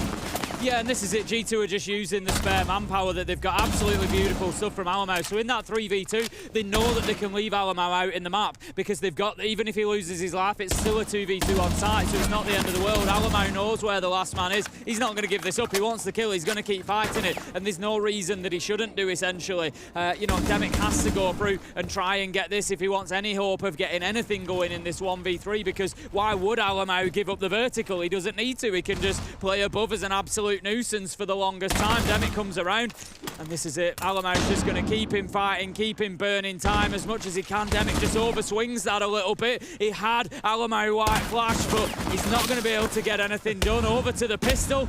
Going to be the one tap. That's going to be Alamo closing out the 6-0. And G2, they look a little bit more confident than they did on Bank. Well, 360 there from Alamo. I don't think it had the desired effect. It wasn't the cleanest, but certainly gets the job done. This is just an aside point, but Nomad had 3 air jabs left at the end of that round. It's just an aside point. I just thought I'd point that out.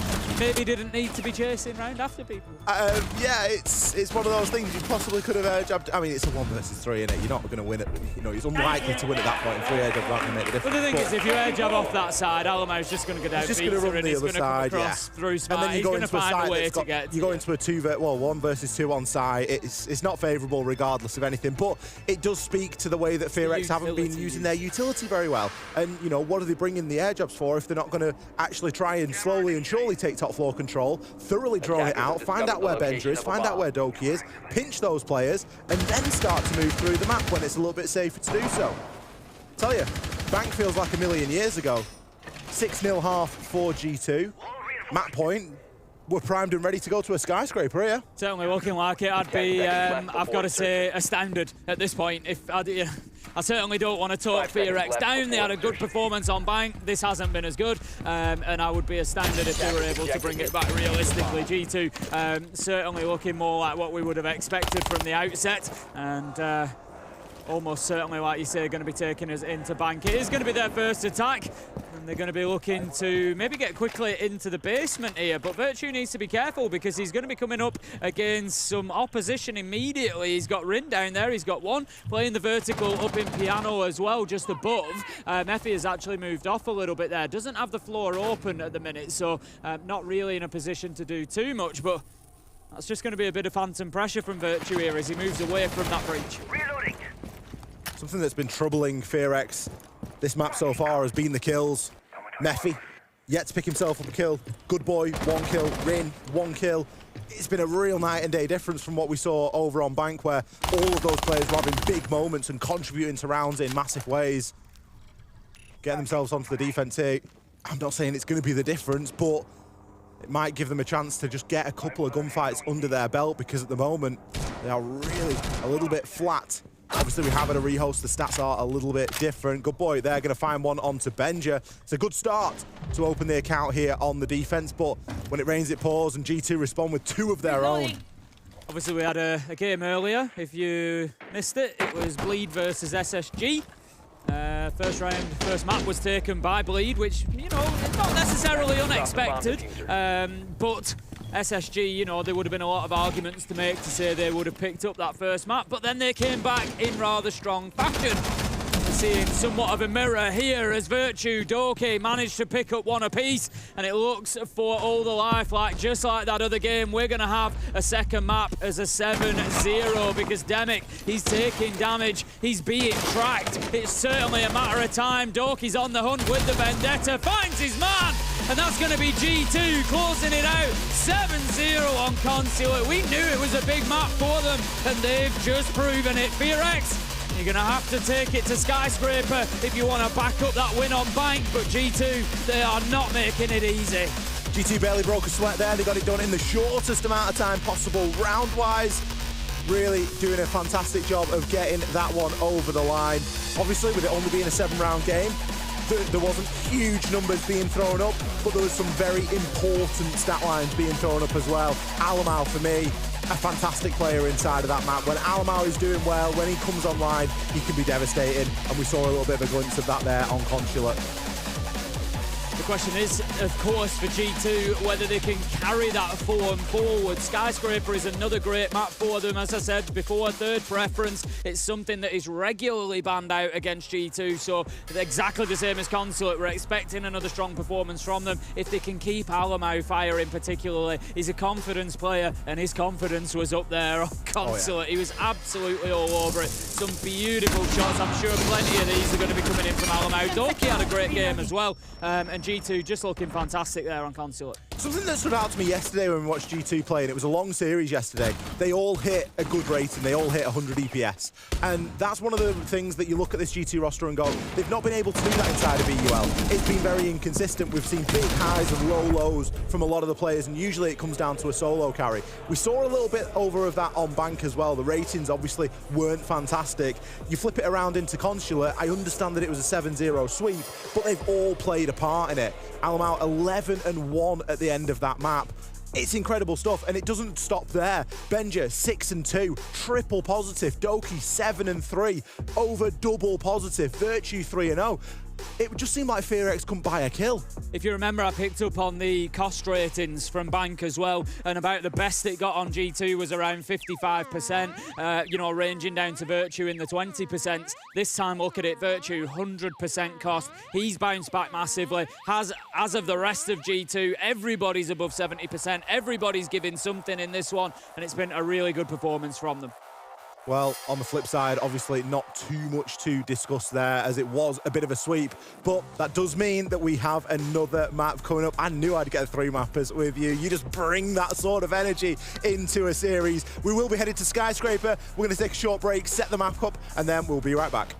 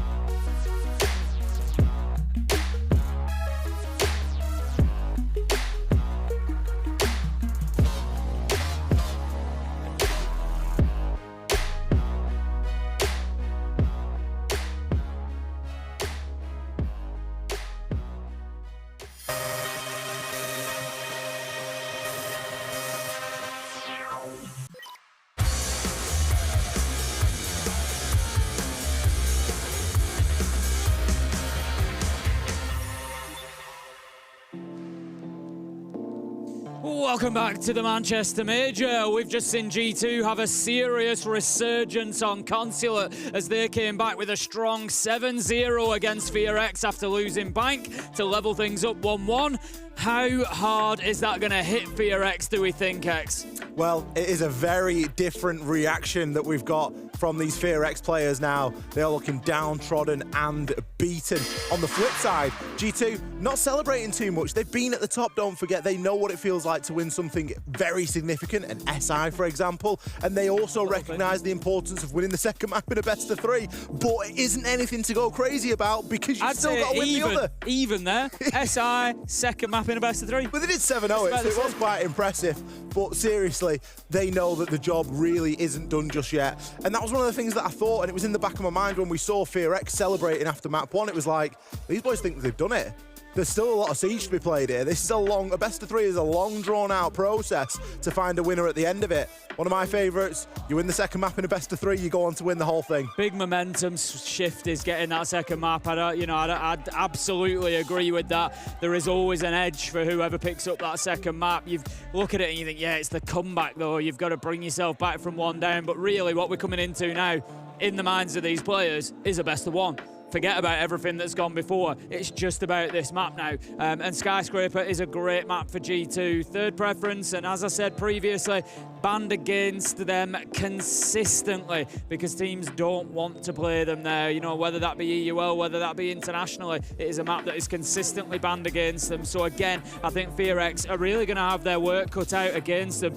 You know, if we look by contrast, it's sort of middle of the pack for FearX. 1-2, lost 2 in recent history. I think you're going to have to be a really good Skyscraper team to come in a best of 3, map 3, and get anything from this G2 team when they know that they go home if they don't win it. You're going to have to come out and do something special. There aren't many good Skyscraper teams out there.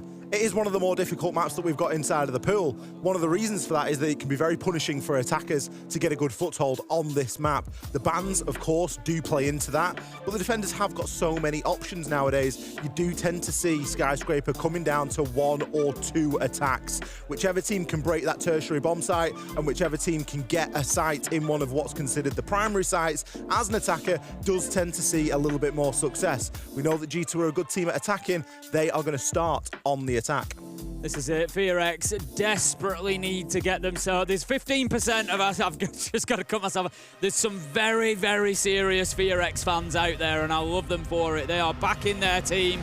15%, but 85% weighing in the favour of G2, and that just goes to show you the weight of the task that FearX have ahead of them now. But we thought that coming into Bank, and they were able to get it done, so we'll see how much they can grab. But G2 are going to be coming in, and as I was saying just prior to that little interlude for myself, FearX need a strong start, no two ways about it. On the defence, minimum 4-2-1/2 for me here. They need to be picking up both top floor sites.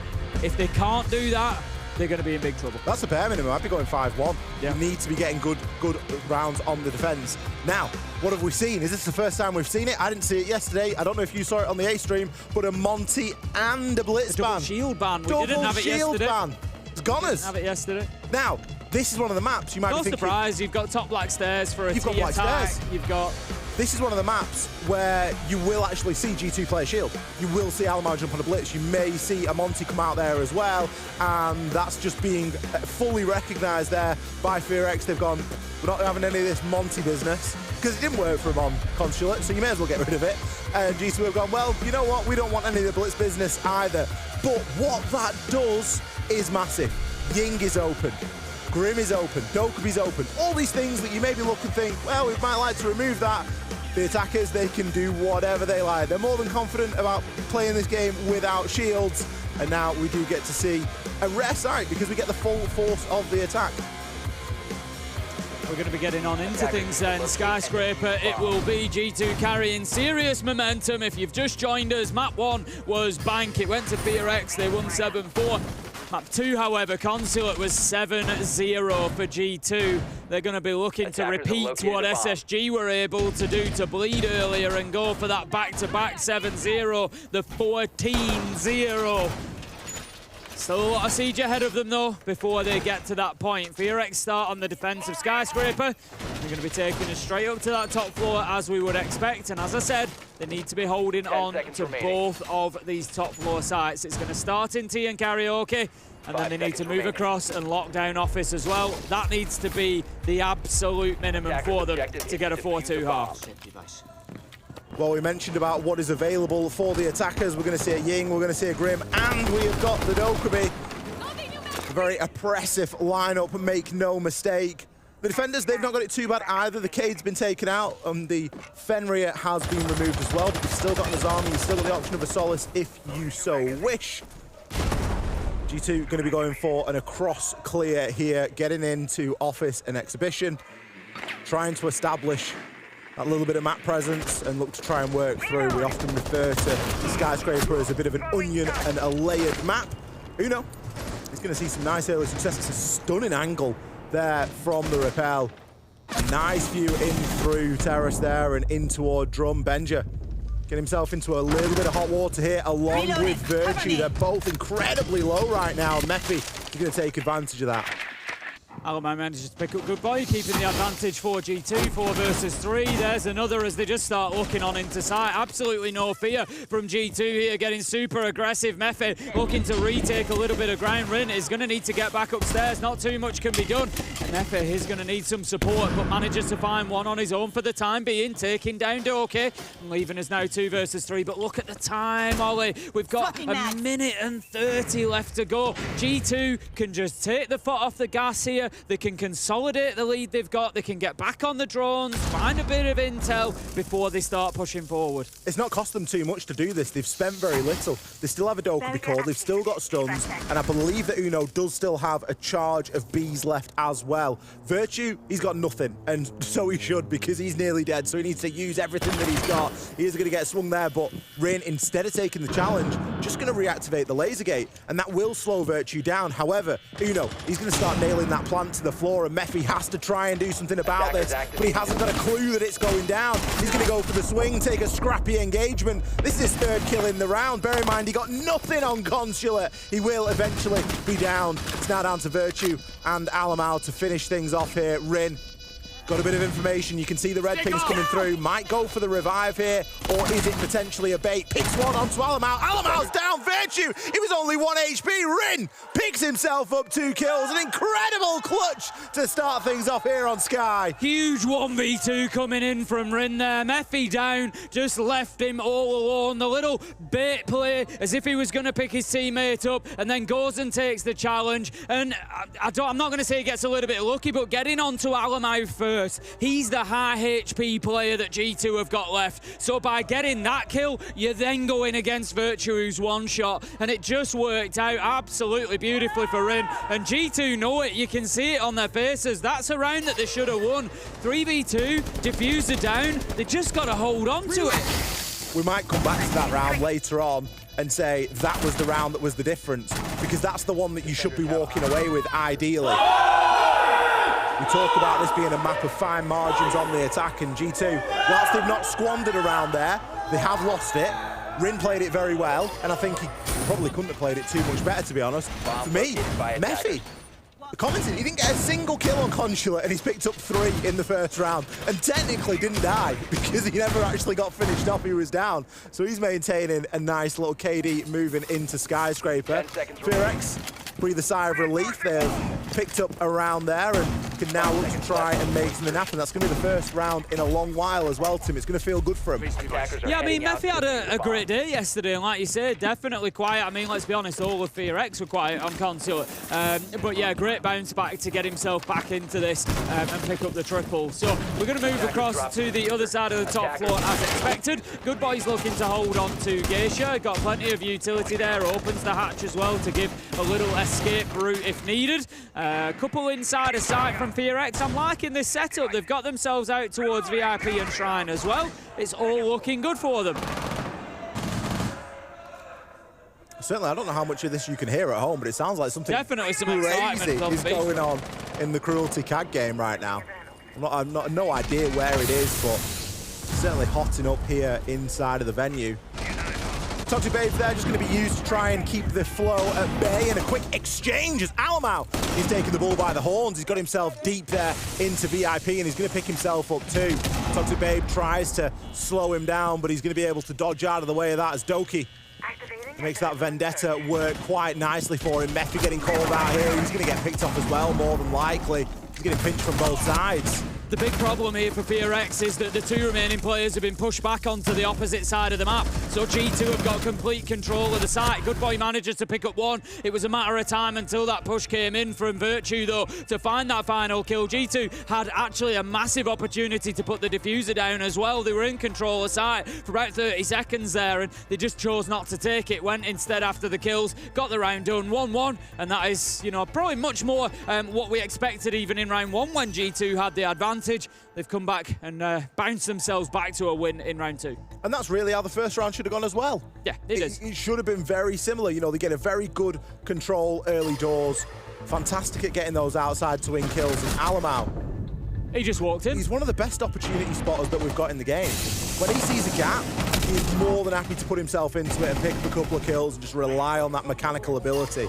And to do all that whilst being a primary shot caller on the side as well, it does make it quite impressive to do so, because it's not always easy to be able to run in and then, you know, direct the troops at the same time. Obviously, he'll have a bit of assistance in doing so, but fantastic play, and it's not the first time that we've seen him do that here in the major. 10 seconds left.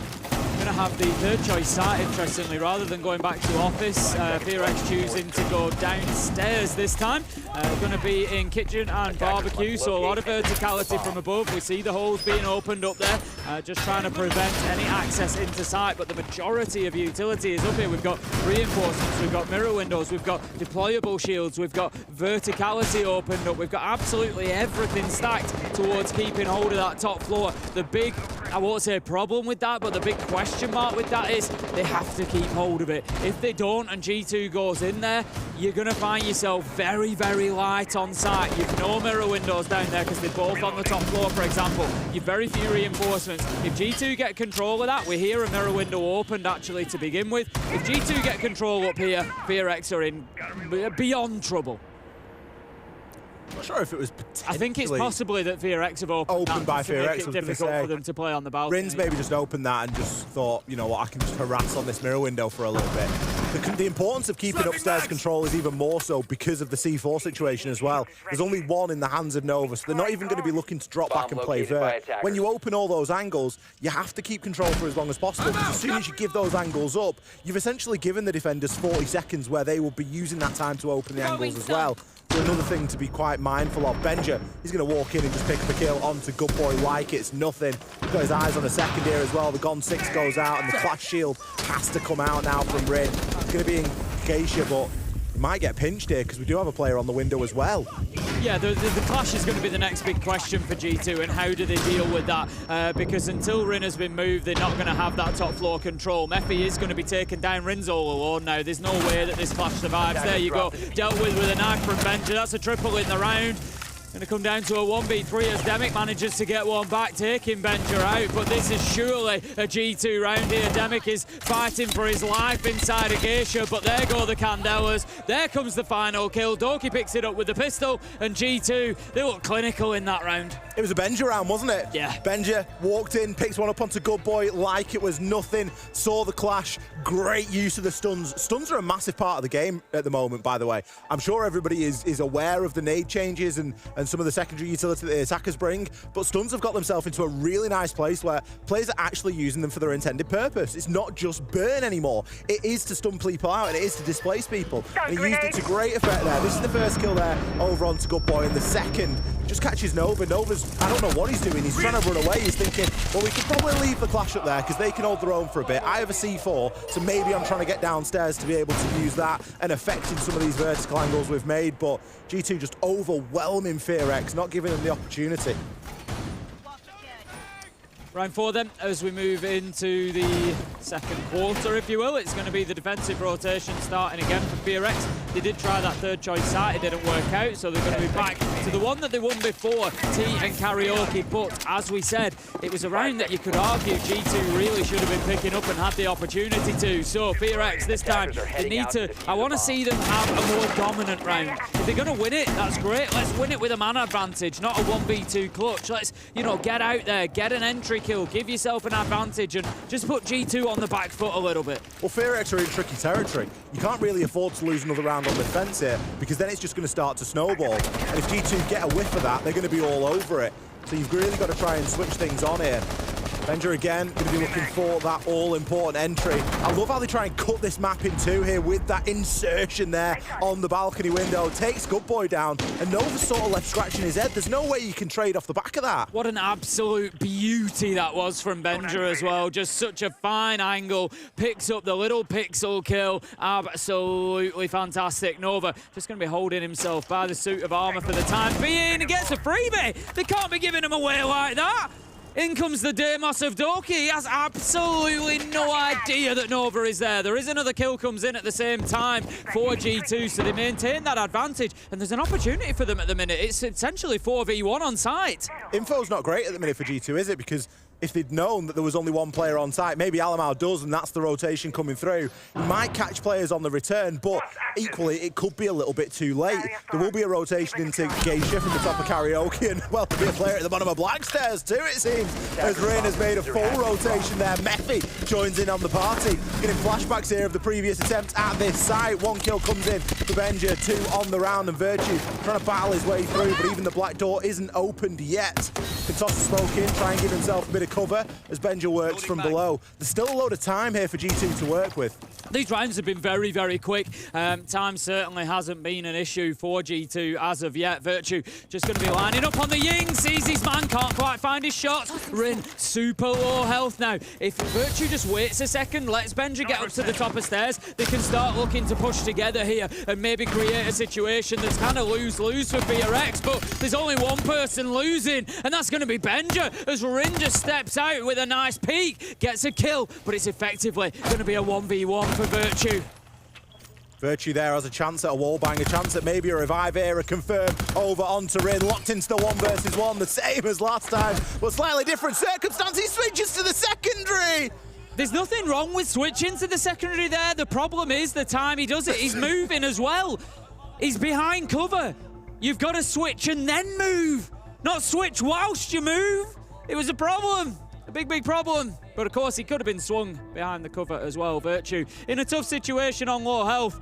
And G2 again losing around Onti and Karaoke that it was, you know, not quite as emphatic as the first one, I think, of an opportunity, but still a round that you look at and think they could have won that one. That could have been a G2 round. It's a 1 versus 1, and that seems to be what's plaguing G2 at the moment. I can't think of a time, have they won a 1 versus 1 in this series so far? No. Because they lost the 1 versus 1 yesterday that put them in this position right at the end of the lap. They've lost a 1v1. You know, the 1vx at the minute isn't great, and we know this to be a team of players that can clutch. We know that they have that capability, and it's 2 1v1s that they've lost here on Sky already, and it's the only 2 rounds that FearX have picked up. So the clutch factor really firmly on the side of FearX right now, but still, if you're G2 fans, don't be too concerned. G2 have still picked up 2 rounds. They've still looked fantastic on the attack overall. It's just a matter of the 1 versus 1 that's plaguing them a little bit at the minute.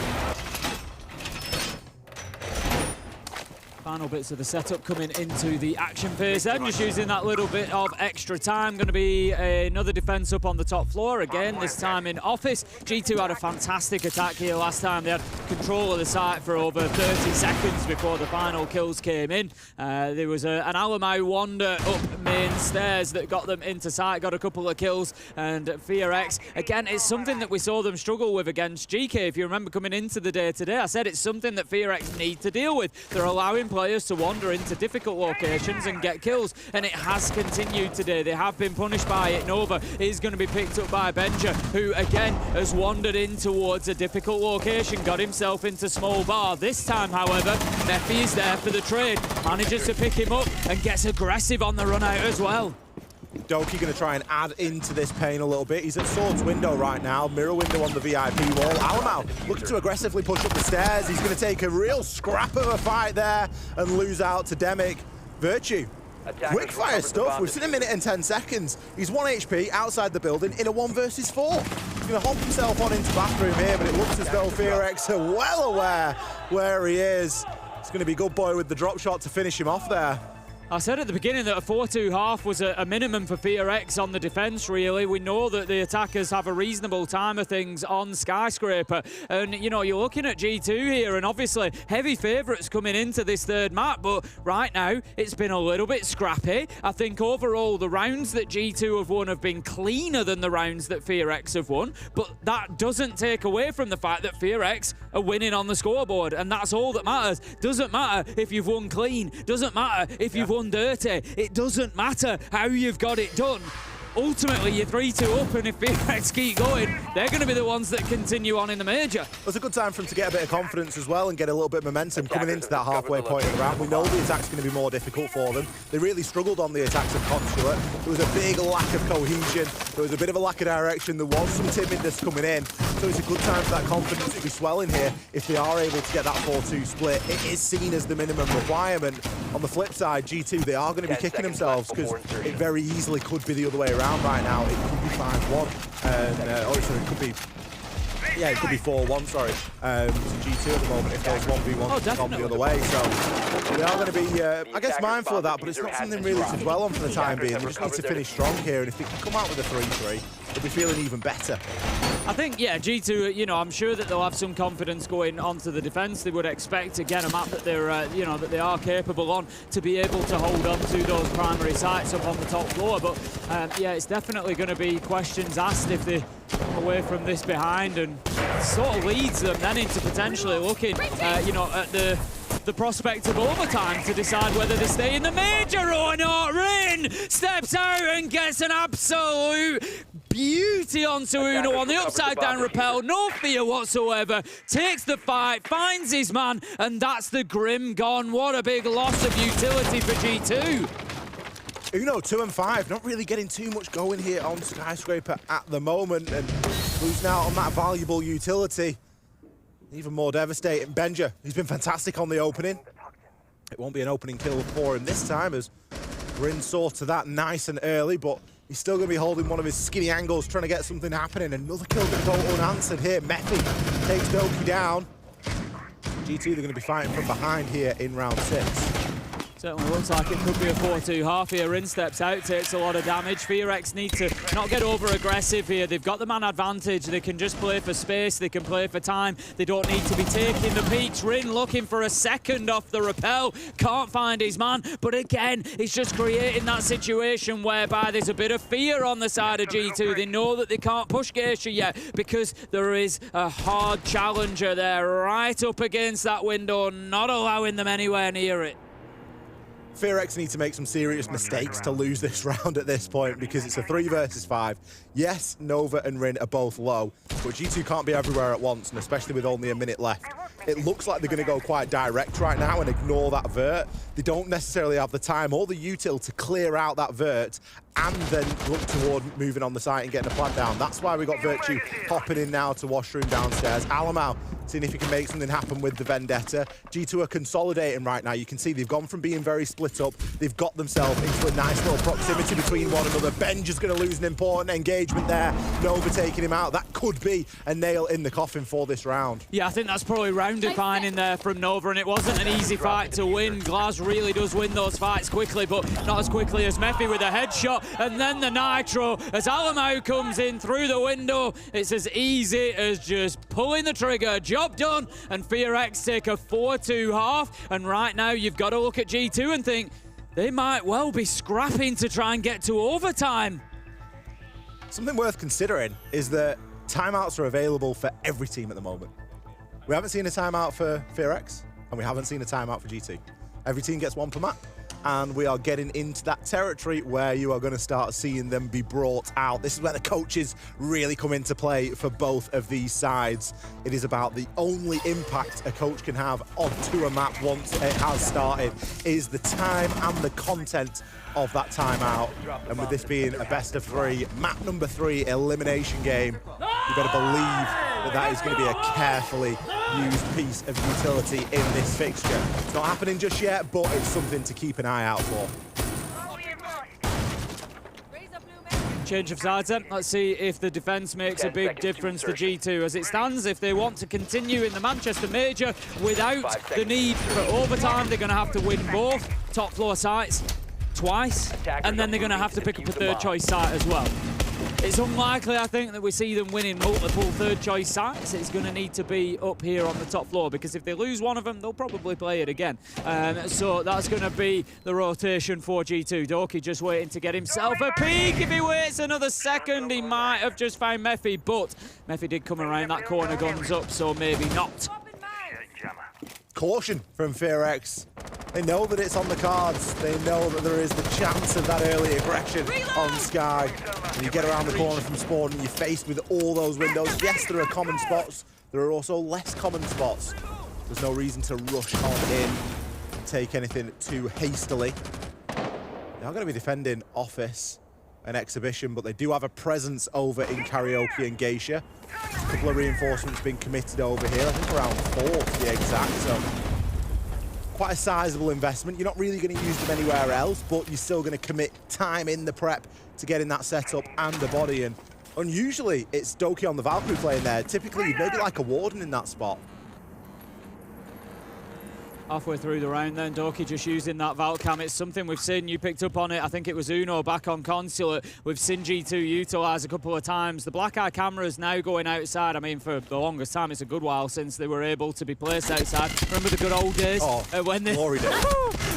But now they lose the signal. We're going to have a couple of kills coming in. Alamo's going to lose a bit of signal as Mephi takes him down. Good boy onto Virtue. Trade for trade for trade. As we find ourselves now 3 versus 3. And FearX are just trying to take some ground here. They're trying to push forward. They've still got small bar to deal with, which could be an issue. Good boy in position, just sending out the drone. They've got time here, FearX. They don't need to rush this. They can play for a little bit of intel, but Uno just gets a little bit aggressive, moves forward out of his cover, maybe looking to take a fight on the swing here.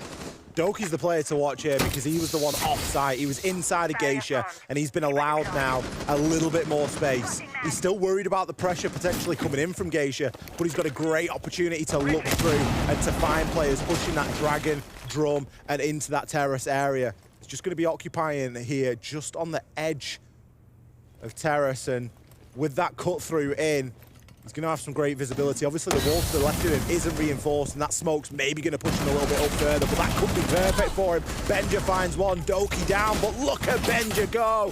3 kills on the round, only Mephi left to find. Doki down, essentially 2 versus 1 here. Benja and Uno going to have to try and buddy up. They've got a nice cross-generated, lot of information for Mephi to work from right now, and he has been fragging out on Sky. There is a chance, but no, Benja, Uno eventually finish it off. It's going to be Uno credited with that final kill. Much better there from G2. Yeah, G2 need those sort of... I'm not saying they need hero players, but they need players now to step up. It needs somebody to just step up, grab this by the scruff of the neck and say, we're not leaving the Manchester Major like this. We're not going out at this point. I'm not leaving. I'm not leaving. You know, they've got to say that at this point. They've got to have somebody, and at the minute it looks like it's going to be Benja going really, really big in that round. It gets them their first primary site choice. That's great. They now need to take the secondary. What we need to be focusing on here is the real battleground, which is the third choice site. That's where this game is going to be won and lost potentially. If G2 can't hold on, you know, let's assume that they hold on to T and Karaoke now, as we would expect them to do. If they can't hold on to one of their third choice sites, then we go to overtime, because we're just going to rinse and repeat a 4-2 half. We're going to go into overtime and we'll see who defends first. But G2, if they want to take it here and now, this has got to be a given, and then they've got to pick up probably Kitchen and Barbecue. Fine margins on Sky. All really does come down to a couple of attack rounds. And again, the pressure on those defenders to, you know, really keep control of those third choices. We've seen sometimes where teams will go to a third choice site first just to get it out of the way and almost you know play that site whilst you're fresher inside of the series and be able to rely on some of the more trustworthy sites a bit later on. Still, G2 looking for this early aggression. They're looking for that advantage, and that's because they know that they want FearX operating from a man behind. If you can remove someone early days on a Sky from the attack, it's going to give you an even bigger advantage because every piece of utility is so crucial. Nitro going to go out from Benja. Just going to be a little pre-place for if anybody goes to step inside of that window.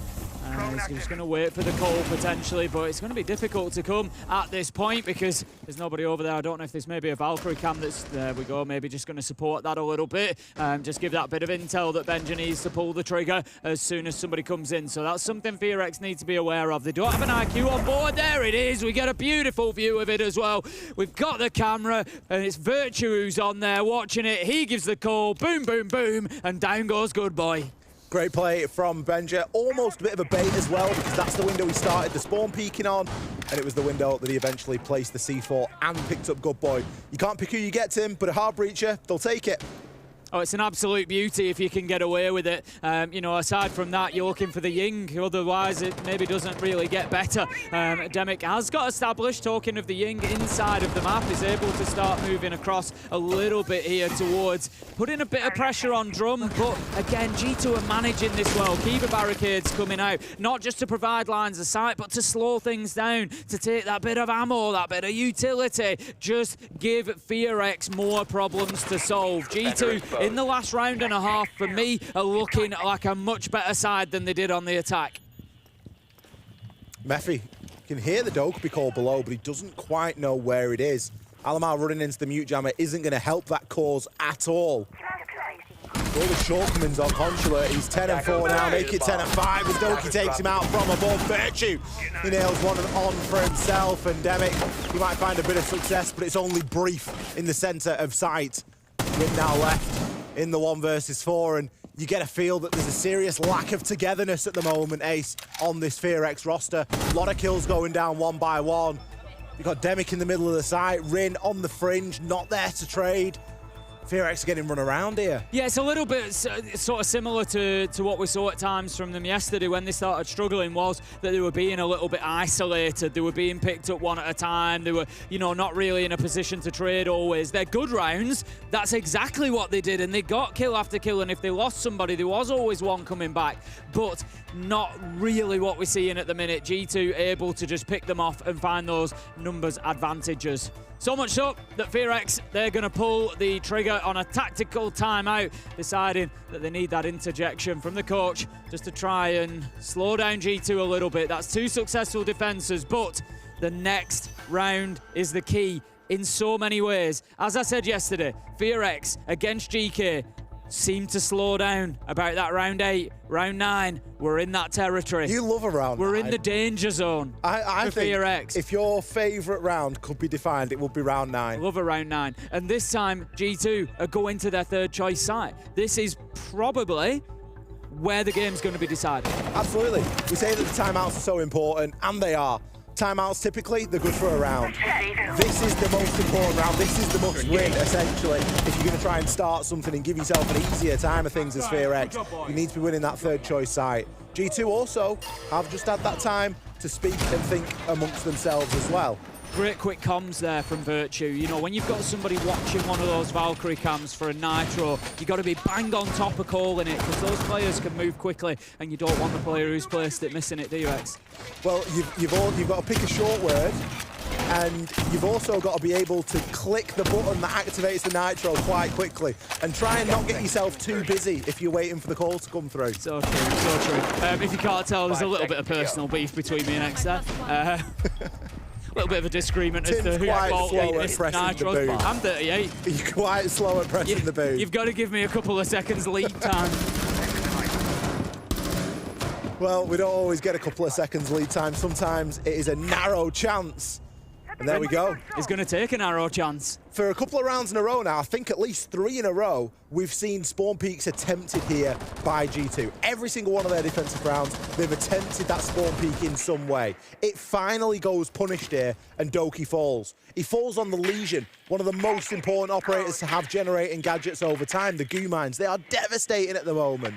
And it's the third choice site. Couldn't really be a better start here for FearX. No, this is exactly what FearX needed. As I say, I feel like this site really determines. And interesting, we've gone over to the house side, actually, rather than kitchen barbecue. But yeah, I really feel like this kind of helps to determine whether we go to overtime or whether G2 are maybe able to get the win. They've shown such capable defences on the top floor. I can't imagine anything other than them winning them again. So it now comes down to FearX needing to get these. Interestingly, I've just noticed as I've been looking through the match record, we've got Benja on 5 entry kills out of 8 rounds. Sorry, 9 rounds now that Rim picked this one up. But 5 out of 9 have gone to Benja. What a game he's having for G2 so far. He just needs a little bit more. Alamo only on 2 kills. Uno only on 3. Just needs that little bit more. If G2 can get that extra little bit of juice out of those players, it's going to be the difference maker. You just know it. Oh, what a nice C4 there. Just didn't quite marry up with the lineup. Rin is going to be forced off that angle. Benja, he's showing no signs of wanting to move. It's very much come and shift me out of this spot. Not only has he been fantastic on the entry tip, picking up 5, but he's also had 6 kills just in the 9 rounds anyway. Been doing a good job in that fashion, but with Virtue falling, G2's options are becoming a little bit slimmer. And Benja is soon going to get swamped here. I'm not even sure if the book knows that he's there right now. You know, he's going to do a little bit of assistance work there, but eventually gets finished off by Nova. Benja needs to find this kill, because you could argue that maybe he's sold Uno a little bit there. Immediately swung there. Brilliant finish off from Nova. I actually think it was Mephi that hit him with the swing.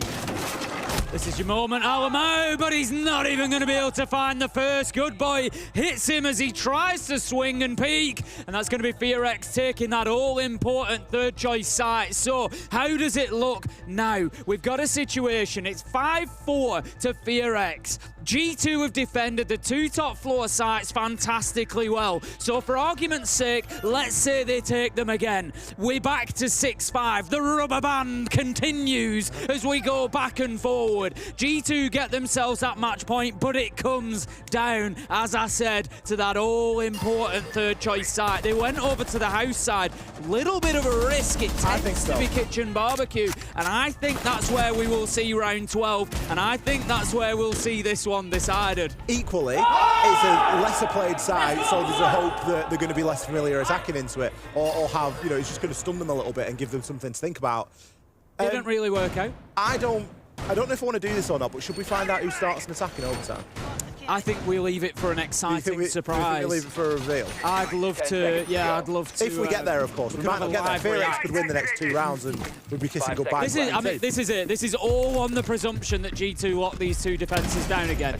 That's not based on nothing. That's based on the fact that they actually did very well in round 7 and 8. They were pretty comfortable defences. So I would expect more of the same from them. But they're playing under a lot of pressure at the minute. These players know that they're 2 rounds away from going out of the Manchester Major having not won a single game. That's the reality. Lose to Liquid, lose to FearX, off you go. So, you know, they're playing under a lot of pressure, a lot of strain at the minute as well.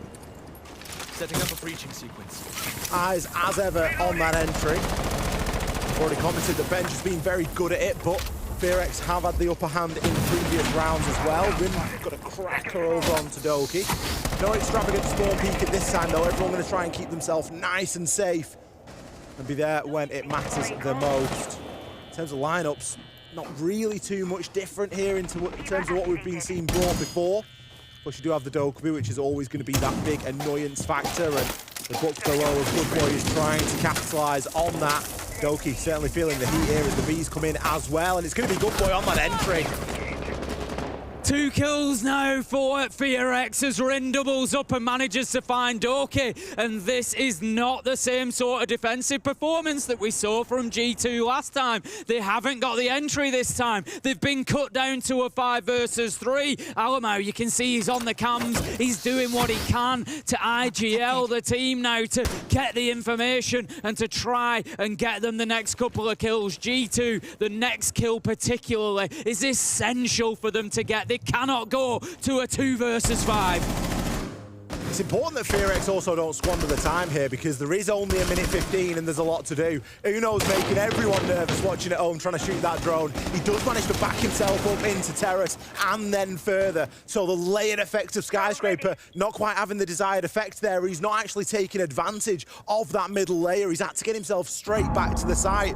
Benja, he's going to be looking to pick himself up a couple here. There is a bit of information to work with. Mephi will take a shot there in the dark as Virtue. He's going to be playing in and around this shrine area, looking to try and just tuck in a bit. Something FearX are doing well here that they haven't necessarily done throughout the matchup is they're pushing from multiple sides. They're going to move through T. They're trying to get into terrace. They're making it very difficult for G2, who are now pushed all the way back deep into site. But where time was a factor in the favour of FearX previously, they kind of, as you said, squandering that time a little bit, but they managed to find the kill onto Uno. 5 versus 2, Virtue, Benja, they've got a huge job to do here to keep G2 in it. Virtue gets them going with one onto Good Boy, but gets cut down. It's 4 versus 1, surely FearX are going to find themselves on a match point opportunity, and that's exactly what happens. FearX take round 10, and G2 stand on the precipice of going out of the Manchester Major.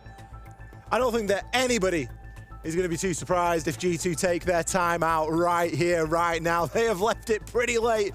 It's only just now being confirmed that it has happened. Rip the emergency brake. Honestly, just pull that, smash the glass, pull the lever, bring this train to a hurtling stop for only 45 seconds as they discuss between themselves how they want to approach this. As we mentioned, timeouts go both ways. FearX can use this time as well, but look at the faces on the side of G2. Doki, head in his hands, trying to compose himself, trying to listen to what is being said, soak up that information and do with it what they will.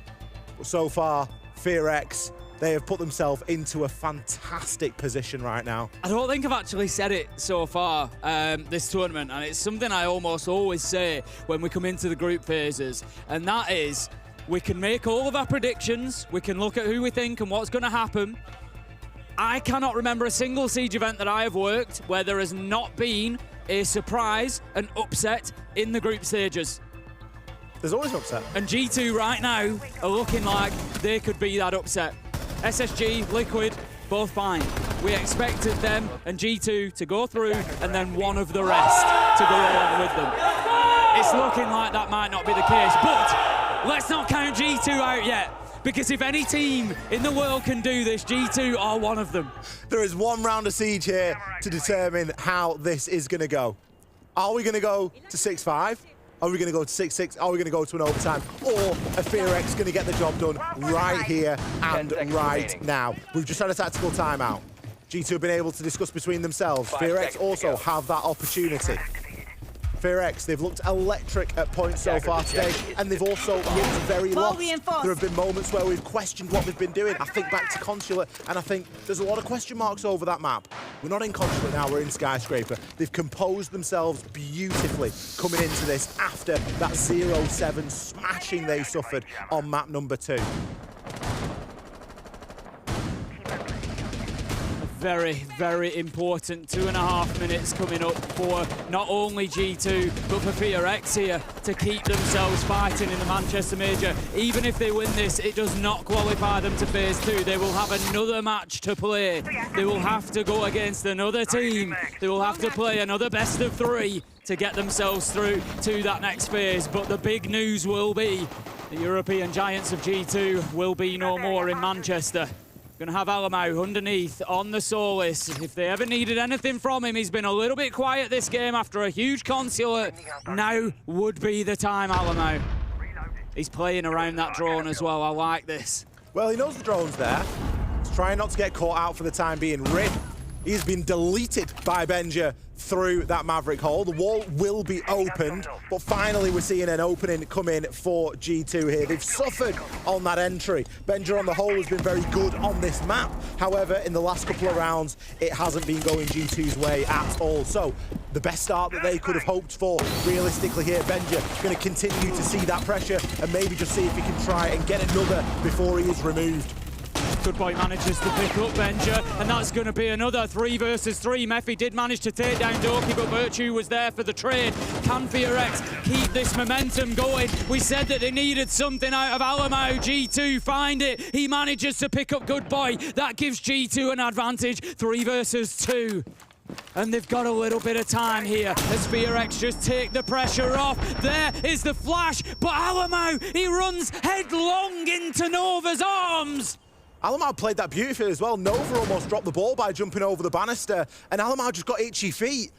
Unfortunate position to find himself in, but again, it goes to show the power of these stun grenades. I was mentioning it a little bit earlier on. Benji used them to perfection, and it's a fantastic use there from Nova. Doesn't have any left, however. Demic, no smokes left. They will have a little bit of information. There's a couple of drones kicking around, but there is only 35 seconds. Virtue low, Uno, full health, digging himself in right now. They need to try and hold on as best they can. Nova, he's got the kit. A little bit of last-second information gathering here, and with the DMR, they're going to make their way in through to Gate. I'm almost sure that should have been heard by Uno, and he will turn his attention to that direction. Looking like a good chance. It's a 2 versus 1. Nova's managed to find him, and they're going to cut him down. Nobody gave FearX a chance on Skyscraper, but look at them now. They knock out the giants of G2, and they continue in this lower bracket run at the Manchester Major. What an unbelievable result for the Korean side. The celebration's evident from them. A fantastic performance on Skyscraper to lock it out. Well, I'm not sure how many people at home would have predicted that fixture going in that direction. FearX successful on our first map. On our last map of Skyscraper, they are going to be pretty shell-shocked. Teams to be eliminated here inside of the Manchester Major. And you can tell by the looks, guys, just exactly what this means to them. You can also tell them, look, how they are feeling right now. The faces of G2 say it all, really. They've had a difficult stage coming into expectation. Realistically, you know, generally we one of those teams that auto-qualify to the second. They've had a tough one, and they're going to have to again and look, because they haven't delivered the performance here at the Major, and they are one of the first as eliminated here in Manchester. But the Fear give them a hand. What a performance it's been. Two were the favourites, that's the reality. For every inch of that, they've taken more than anything on Skyscraper. They opportunity in those last few rounds, and they took it. Obviously, yesterday we saw them quietening off towards the end of the on bank. They seemed to find that extra gear on Skyscraper when it mattered most. They were lost. If you watch that game in isolation, you would write them off from any. And you've got to be cognizant of that. You've got to play in the best way that you can, and they totally mentally reset. Skyscraper, we're very critical of teams on Skyscraper. We are because we know how fine that margin can be. They played it fantastically. Someone that I want to highlight is again when we get a scoreboard up, but for me, the mental between maps 2 and 3, astounding. You know, they're going to be absolutely shell-shocked as you that's over the series. You know, this, as I said, a terrible end for them to what has been stage 1, looking towards the future of board a little bit for them. This isn't the level that they are hoping to be getting to the live stages as a minimum to those big matches, and you can just see the, you know, the coaching staff as well. Titan Ramal And it's heartbreaking to see, you know, this is part of esports. It's what we come for. And every one winner, and there's going to be team after team that sit there. Definitely for them, this is G2's turn. We're going to be saying the next couple of weeks. As you say, there is only one winner. It just so happens that G2 are going out fairly early indeed here. FearX, on the flip side, they can hold their heads high. They're still not through, though. There is still another game here yet to play. Their fight does not end so soon, but for G2, it's back to the hotel and back home. A lot to think about, I'm sure, as we can see from the faces of the players there. It's going to be a very difficult loss to take. You know, at the end of the day, we're in a tournament where everybody can beat everybody. That is the reality, and we're seeing it here. But that's going to wrap it up for that game, with plenty more Siege action to come for you. We're going to take a short break, but don't go anywhere, because we're going to have a really interesting interview. We're coming back, and we're going to have a chat with Dark, the coach of FearX, and he's going to be able to give us some insight on what's gone right for them there.